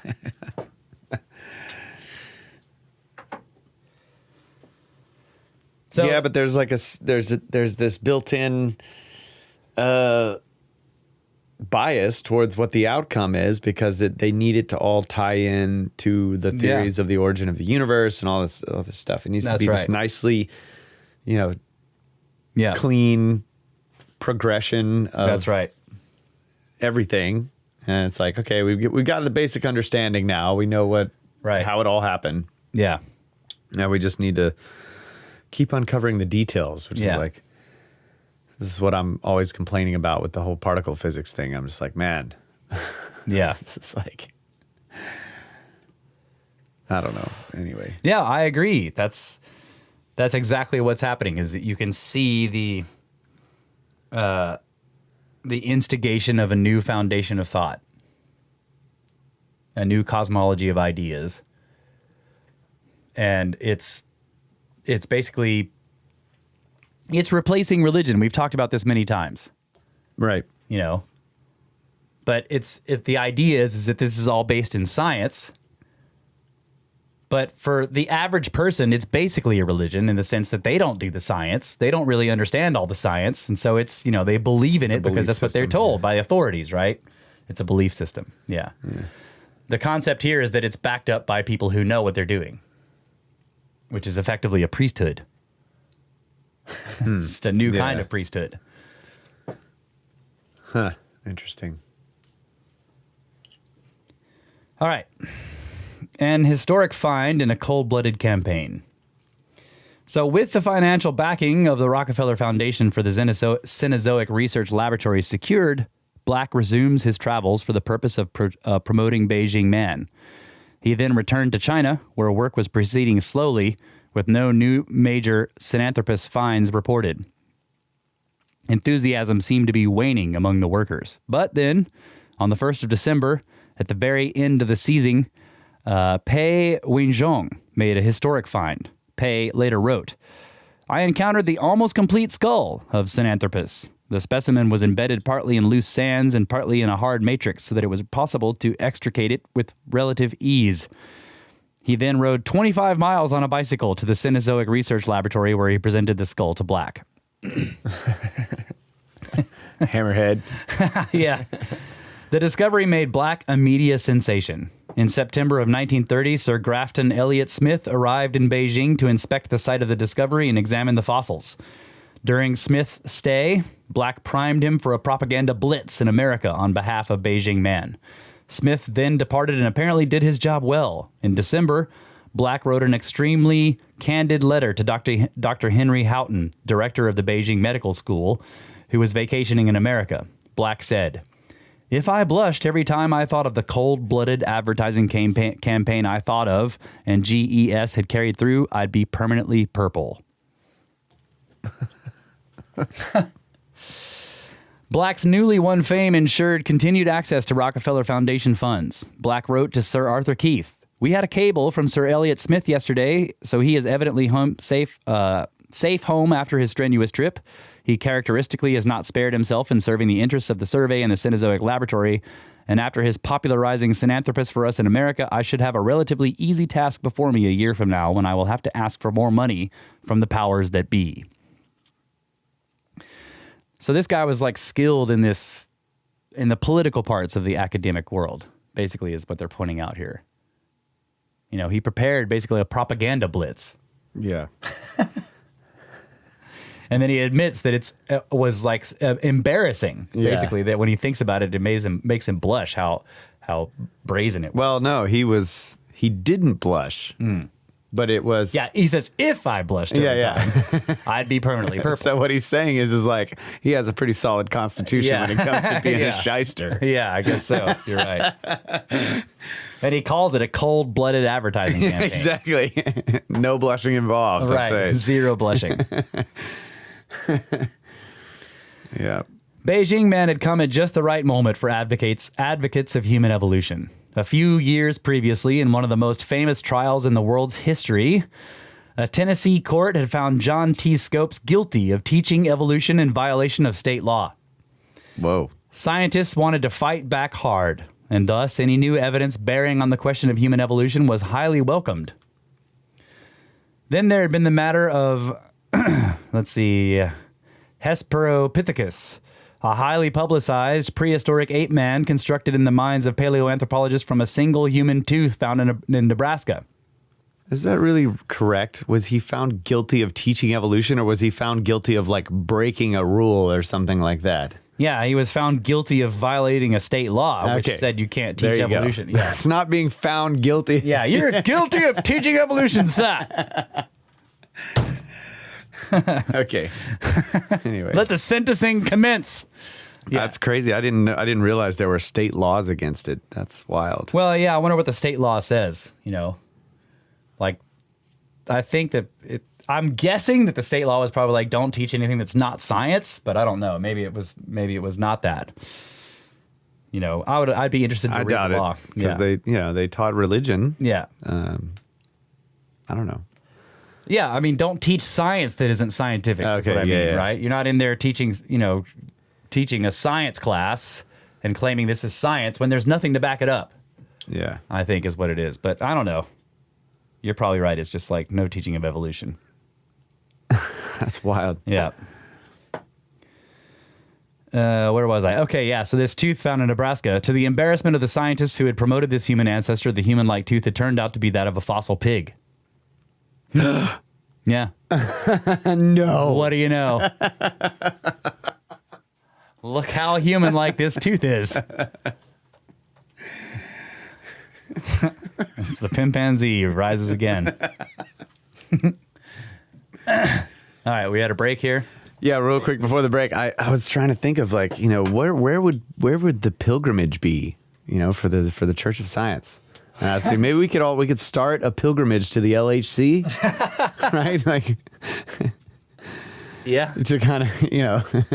Cremo says that, and I've heard them say this on interviews, that some of the places in Africa where these supposed ancient human ancestors were found, it's like it's like a religious shrine, and people make a pilgrimage there to see where Lucy was dug up or whatever, you know, the oldest, you know, the mother of all humans, this African ancestor. And he's like, it's like a religious shrine and people make pilgrimages to go see it. Yeah.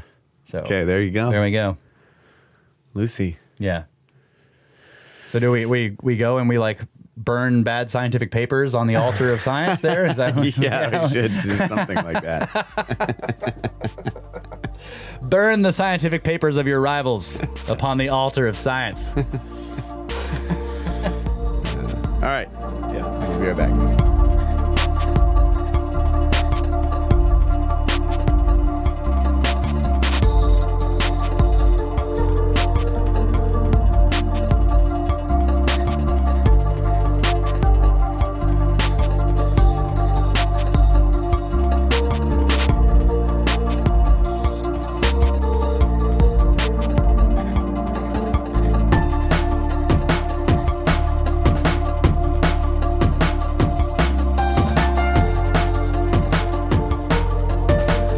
And we are back, ladies and gentlemen. Final segment, final hour. Man, it really does fly. As we always say, time flies in the cube. Yep. Fastest 2 hours in podcasting. That's right.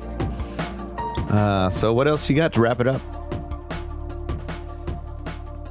And also, what's the progress report? How far along are we? You got any idea? I think we're at the end here. I don't think we'll finish it this episode, but probably the next one. All right. Yeah. 10 parts. 10. 10. 10-part book report in the 10 by 10 by 10 Tangent Cube. That's right. And then I got some interesting stuff coming up from an author that's been published on Graham Hancock's website. I talked to you about this. Yeah. It's going to be good stuff. And then, of course, Marty should be coming back soon for some more UFOs, and we'll see. We have plans, but they're not really solid plans. They're just, vague. Quicksand plans. That's right. Okay. So, yeah, the embarrassing fossil tooth find that turned out to be part of a pig. But meanwhile, the lingering doubts and continuing controversy about Dubois' Pithecanthropus erectus also needed to be resolved.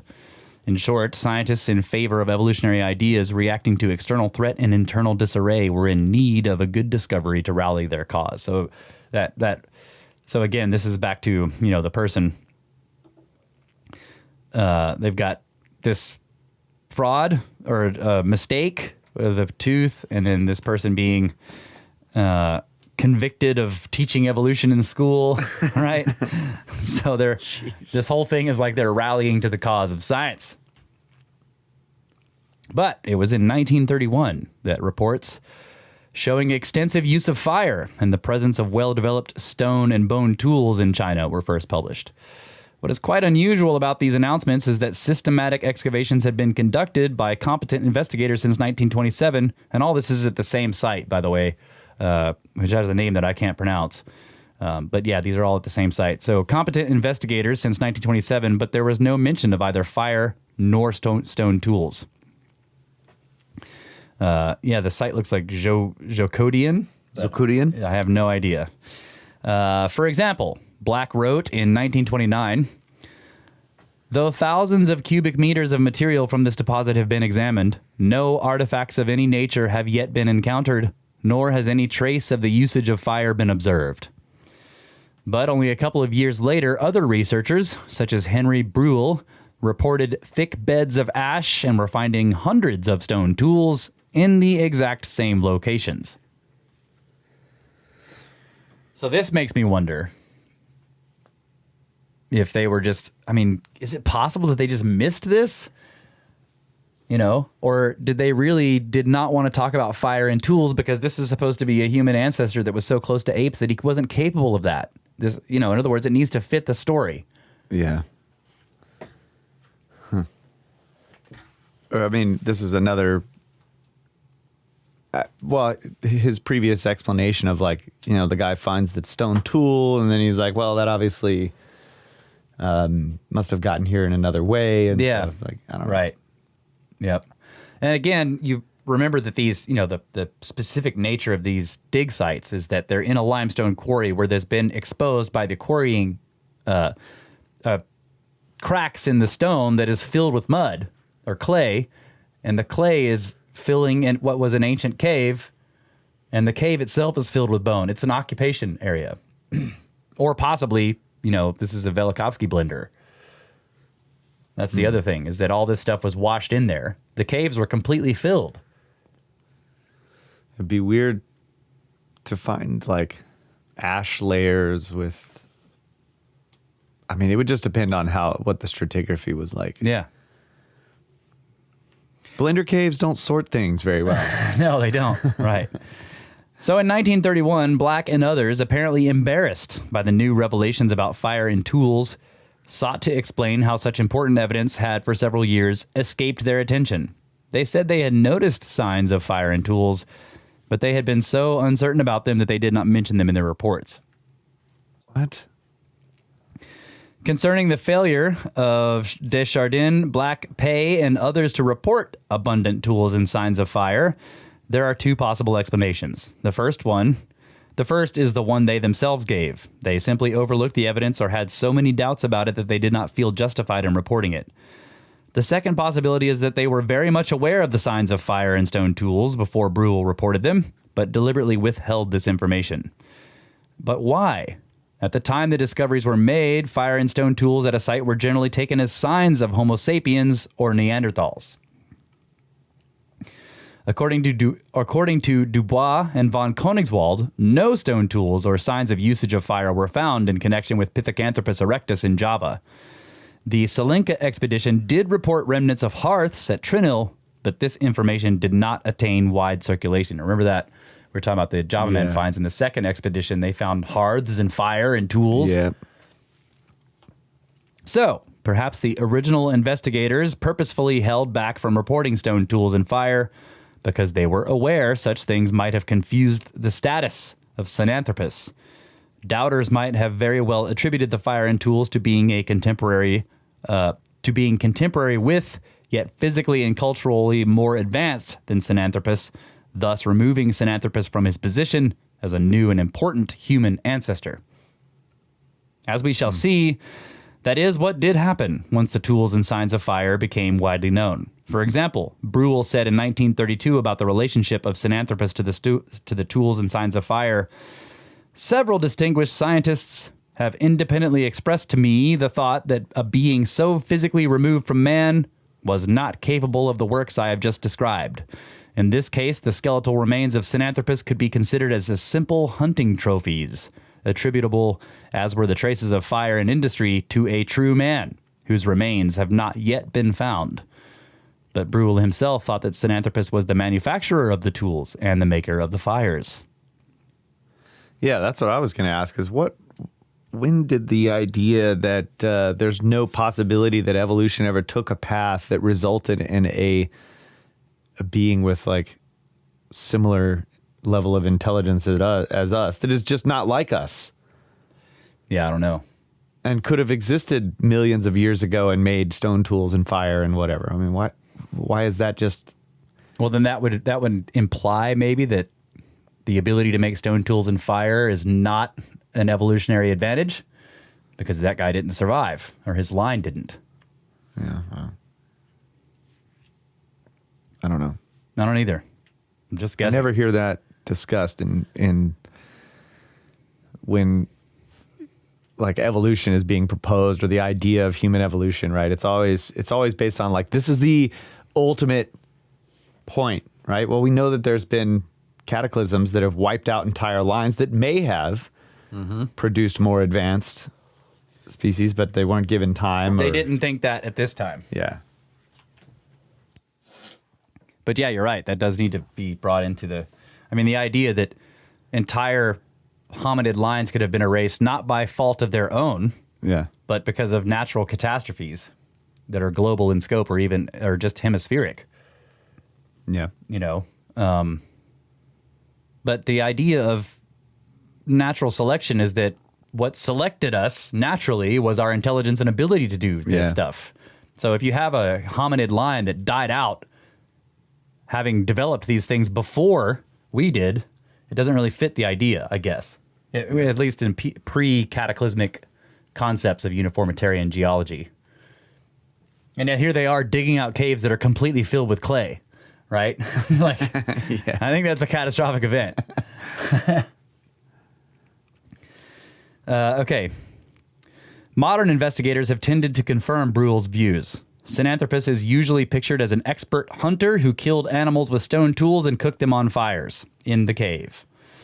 A somewhat different view of Sinanthropus is provided by Louis R. Binford and Chuan Kun Ho, anthropologists at the University of New Mexico. Concerning the ash deposits, they state, it would appear that at least some of them were originally huge guano accumulations inside the cave. In some cases, these massive organic deposits could have burned. The assumption that man introduced and distributed the fire is unwarranted, as is the assumption that burned bones and other materials are there by virtue of man's cooking his meals. Binford and Ho's theory that the ash deposits are composed mostly of guano droppings has not received unanimous support, but their assertions about the unreliability of the common picture of Beijing Man, drawn from the presence of bones, ashes, and hominid remains at the site are worthy of serious consideration. The most that can be said of Beijing Man, according to Binford and Ho, is that he was perhaps a scavenger who may or may not have used primitive tools to cut meat from carcasses left by carnivores in a large cave where organic materials sometimes burned for long periods. Or perhaps Beijing Man was himself prey to the cave's carnivores, for it seems unlikely he would have voluntarily entered such a cave, even to scavenge. Huh. All right. Would have needed light, maybe, in the cave? Yeah. Or did he just go in there in the pitch black and Yeah, I don't know. cut animals up? Fire would have been handy, is all I'm saying. Yeah. Signs of cannibalism. On March 15th, 1934, Davidson Black was found at his work desk, dead of a heart attack. He was clutching his reconstruction of the skull of Sinanthropus in his hand. I love these weird... found dead at his desk, clutching this book, or the skull of Sinanthropus. I don't know, it sounds like myth-making to me. Shortly after Black's death, Franz Wiedenreich assumed leadership of the Cenozoic Research Laboratory and wrote a comprehensive series of reports on the Beijing Man fossils. According to him, the fossil remains of Sinanthropus individuals, particularly the skulls, suggested they had been the victims of cannibalism. Most of the hominid bones discovered in the cave were cranial fragments. Wiedenreich particularly noted that the relatively complete skulls all lacked portions of the central part of the base.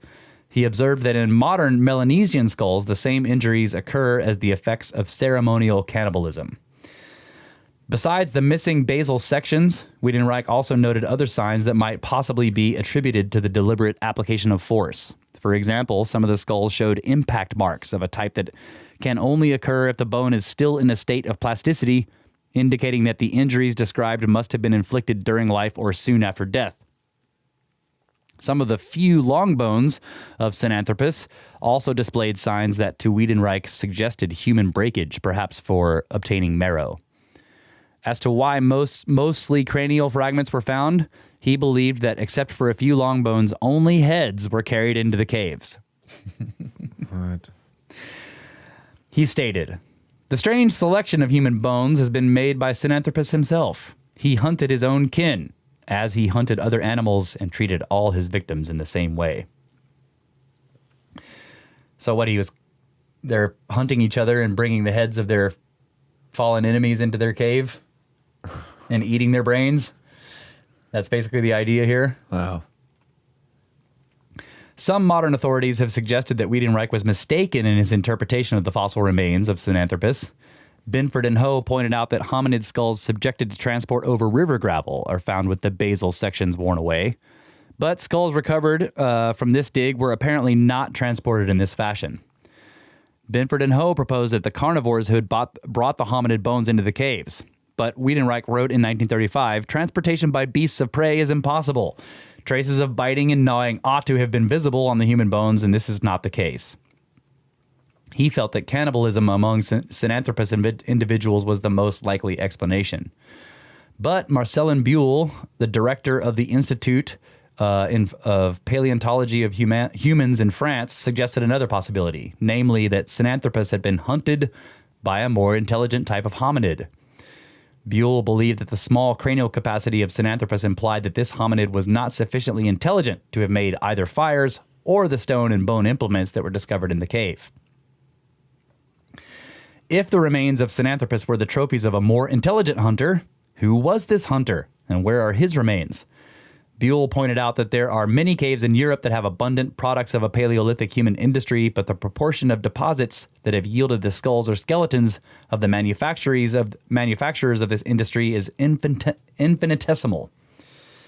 So therefore, the hypothesis that a more intelligent species of hominid hunted Sinanthropus is not ruled out simply because its fossil bones have not yet been found. From our previous chapters, it may be recalled that there is evidence from other parts of the world of fully human skeletal remains from periods of equal or greater antiquity. For example, the fully human skeletal remains found at Castenedolo in Italy are from the Pliocene period, which is 2 million years ago. As we have previously mentioned, one reason that it may be difficult to resolve many of the questions surrounding Beijing Man is that the original fossils are no longer available for study. In 1938, excavations under the direction of Wiedenreich were halted by guerrilla warfare in the surrounding western hills. And later, with the Second World War well underway, Wiedenreich left for the United States in April of 1941, carrying a set of casts of the Beijing Man fossils. In the summer of 1941, it is said the original bones were packed in 2 footlockers and delivered to Colonel Ashurst of the U.S. Marine Embassy Guard in Beijing.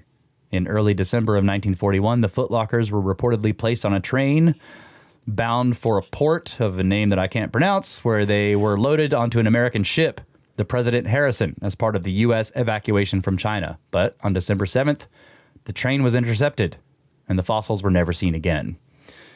After World War II, the Chinese government continued excavations, adding a few fossils to the pre-war discoveries. So there you go. Bones vanish. Can't study them. Yeah. Yeah. They've gotten good at that. Yeah. But in this case, these are still accepted. Yeah. In an article that appeared in the June 1983 issue of Scientific American, 2 Chinese scientists, Wu Rukang and Lin Shenglong, presented misleading evidence for human evolution. Wu and Lin made 2 claims. 1, the cranial capacity of Sinanthropus increased from the lowest level of the excavation to the highest level, indicating that Sinanthropus evolved towards Homo sapiens. And 2, the type and distribution of stone tools also implied that Sinanthropus evolved.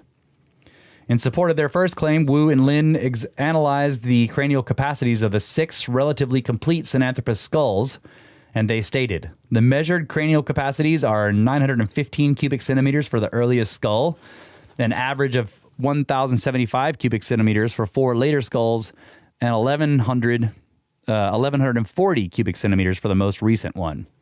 From this set of relationships, they concluded it seems the brain size increased by more than 100 cubic centimeters during the occupation of this cave. A chart in the Scientific American article shows the positions and sizes of the skulls found.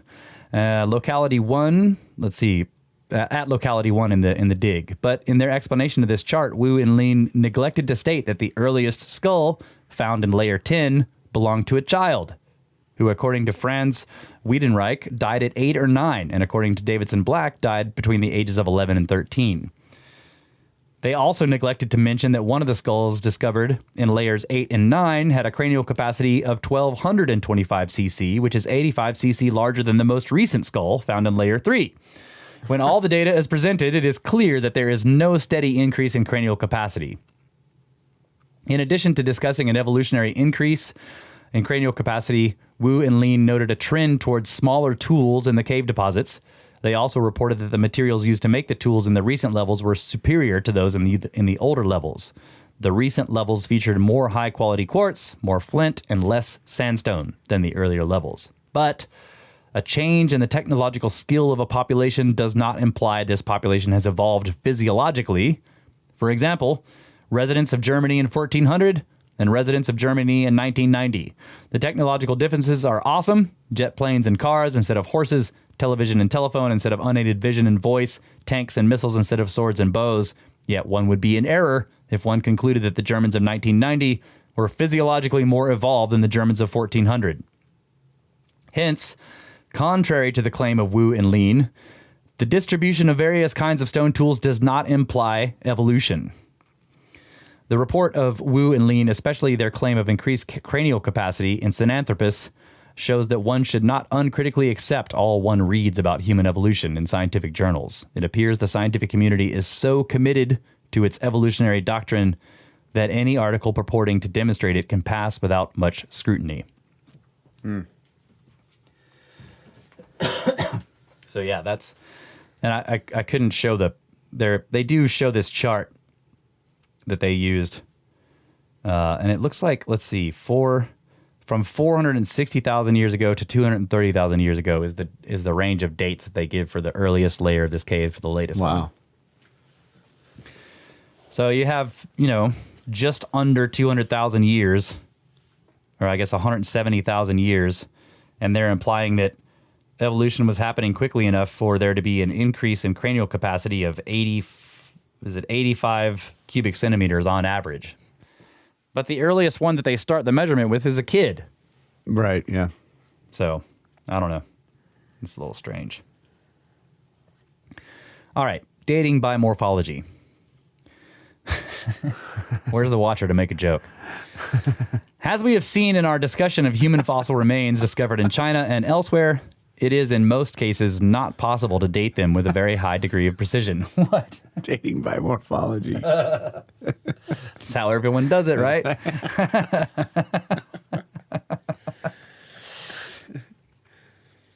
Finds tend to occur within what we choose to call a possible date range, and this range may be quite broad, depending on the dating methods that are used.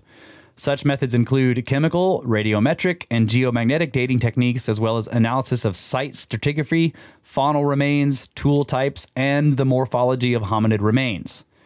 Furthermore, different scientists using the same methods often come up with different age ranges for particular hominid species.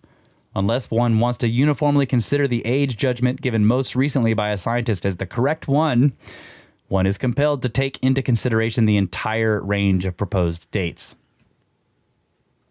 So in other words, I think what they're saying at the end there is like, unless you just arbitrarily decide that the most recent scientific paper on this is giving you the right numbers, you have to actually look at what a bunch of people have said about it. And there's this, across all this study, there's a big range.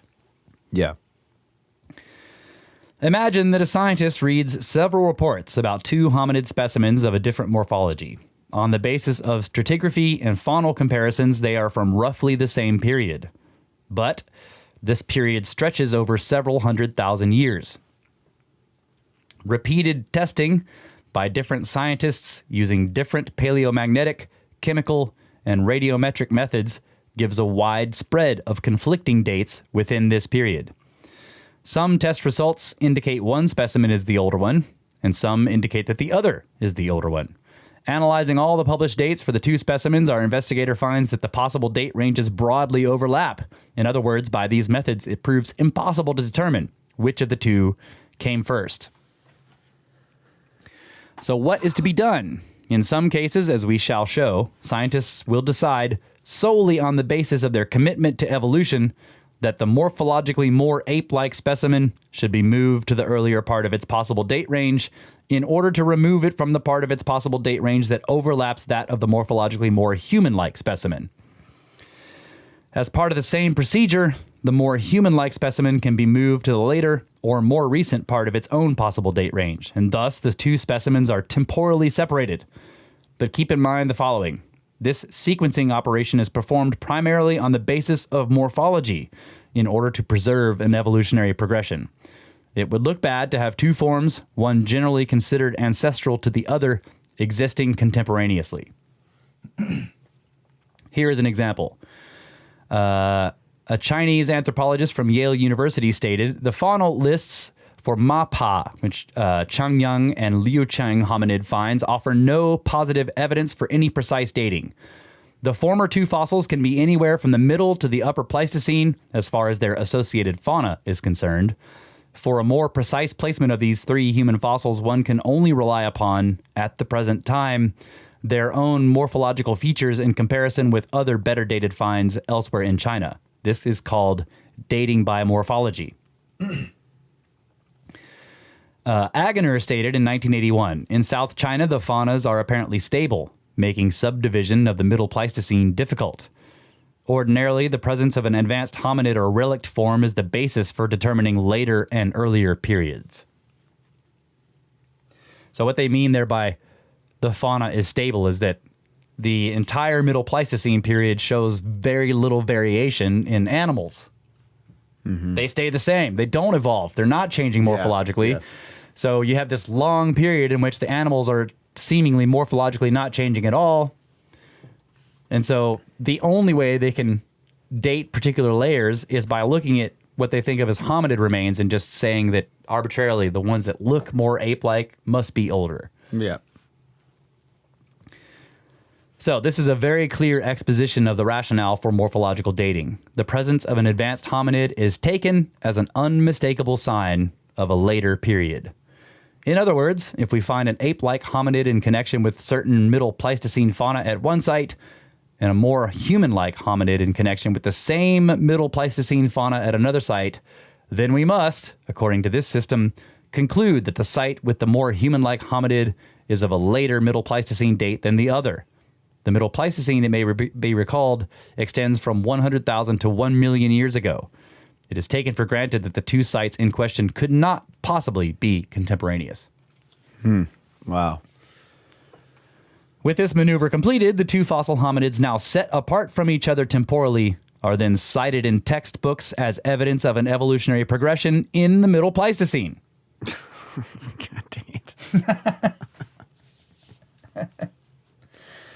This is an intellectually dishonest procedure. The honest thing to do would be to admit that the evidence does not allow one to say with certainty that one hominid preceded the other and that it is possible they were contemporary.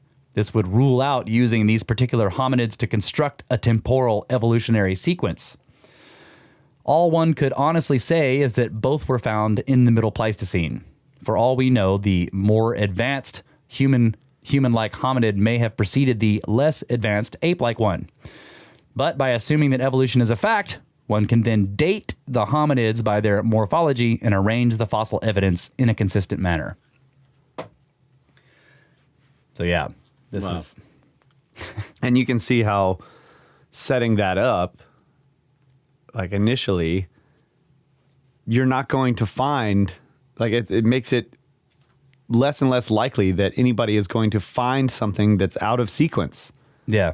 Because if they're going to take if they find some, hominid fossils in some dig, that's going to be where they date it, how they date it. And they're going to date it on stuff that's already been dated. Yeah, that's right. In this way to get this timeline. Yeah.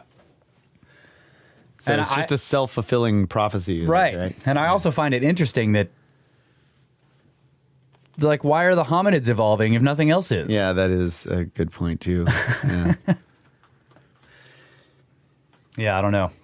Well, we got to the end of what I have, the notes that I've got marked in the book there. So, okay. So that's all I'm going to read for today. There's a whole bunch more on this kind of thing. I'll probably skip more of it, and I think we'll probably finish the book on the next episode.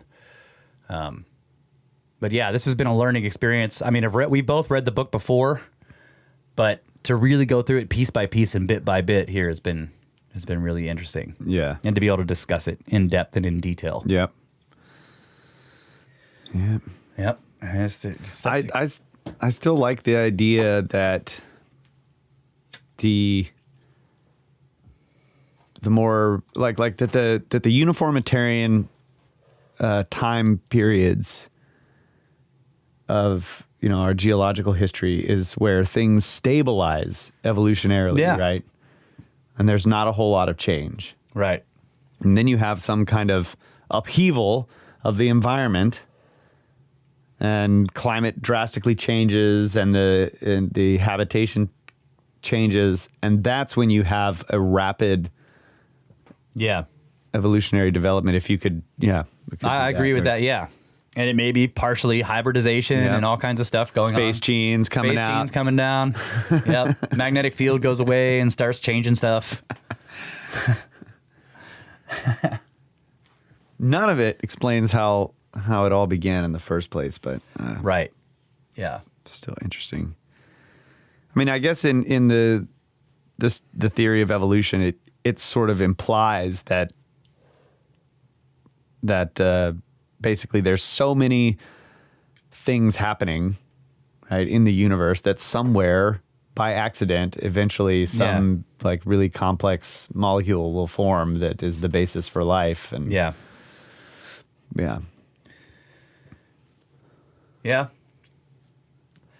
And you just have to wonder if that is what took place.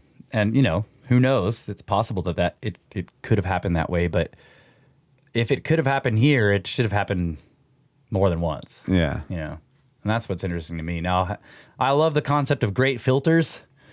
How many are there and where do they exist in the timeline? Do we have any in front of us? And how many have we already passed? Yeah.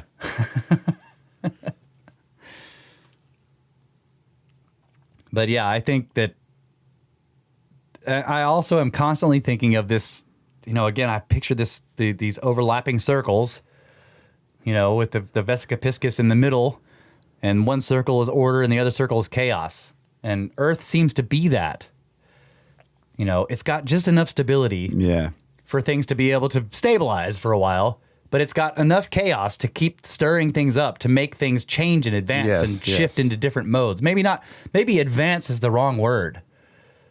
But adapt, to shift, to change, to and that adaptation, that it's like that's the impetus for the adaptation to manifest, right?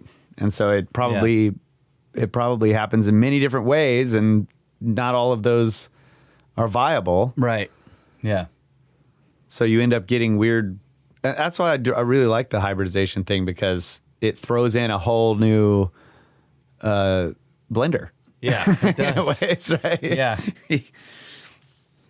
Yeah. It does throw in a blender. All right, folks. I hope you enjoyed that.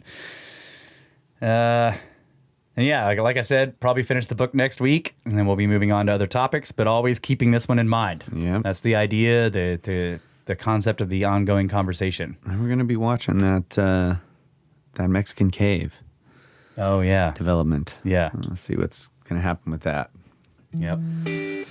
All right. Yeah. Well, you guys can get a hold of us, brothersoftheserpent@gmail.com. Keep those emails coming.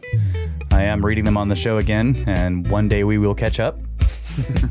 Hasn't happened yet. Hasn't even come close. As you could probably tell, we're still reading Serapium emails. Website, brothersoftheserpent.com. That's where you can find all the podcast-related stuff, including our merchandise, buy Snake Bros hats, buy shirts, all kinds of stuff. Join the Pyramid Scheme, which will send us straight to pyramids. Support the show. If we give you guys any value, then you can give us some value back through Patreon or PayPal, and you can find links to those on the website. Thanks to all of you who have done that. And remember, we are adding Patreon content these days. So if you join the Patreon, the Brothers of the Serpent Patreon, which you can find at patreon.com/Brothers of the Serpent, or just a link to it on the website, you get some Patreon content. We've already posted a couple of Patreon extra segments there, and we will be doing more in the future. Give us reviews wherever you can. Share the shows. Follow us on Twitter @SnakeBros with no vowels. Join the Facebook group. Join the Discord chat. There's a link to that on the website. And check out the Library of the Serpent, which is run by Jeff, who also runs the Discord. Thanks so much to History Shift, who takes all of our podcasts and turns them into videos for YouTube. Thanks to Pod Doodles, who is right now in the midst of doing another excellent Pod Doodle about the episode 200 UFOs Trinity Report. And he really took the whole avocados, UFOs, or triangles, and chips, guacamole awesome, to the next level. Yeah, you got to check this out. Those are guacamole dishes. He really took it to the next level. So thanks so much to him. We really appreciate it. He's got a great sense of humor. Yeah, the chip chips, and avocado guacamole. He's got the avocado crash. There's guacamole on the ground next to it, and there's chip chips in the sky. It's hilarious. Oh, that's great. Yeah.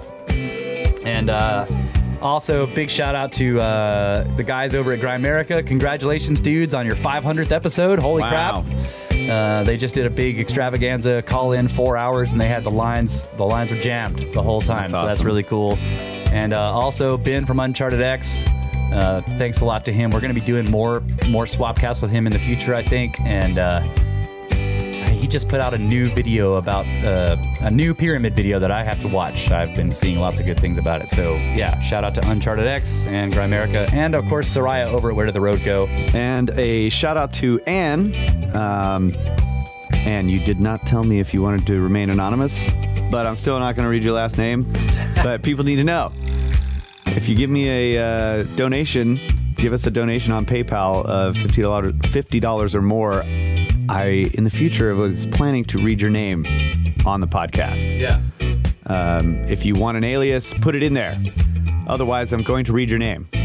But I won't do it this time. We're still getting used to this process. So for now, until I hear otherwise from Ann, we'll just say Ann. Ann is the executive producer for this episode. Ooh. And she sent us a $200 donation for the solstice. She says, what an eventful 6 months it has been for you there since last solstice. Wow. Wishing all good things for you and your plans. So here's another little push. Man. So thank you so much, Ann. Thank you, Ann. All right. Awesome. And I wanted to give a shout out to, let's see, let me pull this up here and make sure I get it right. We just had a conversation with the people over at the Michigan UFO Sightings and Paranormal podcast. That's right. And that episode should be coming out soon, so look for that. And they just published an episode they did with Ben. So if you're interested in hearing more about what Ben talks about, plus some of his thoughts on UFOs and paranormal stuff, check that out. Yeah. So we'll be episode 9. So looking forward to that coming out. And yeah. Other than that, thank all of you guys so much, all you listeners out there, because we love you. Always have. Always will. Good night, Adamu. Get back to work.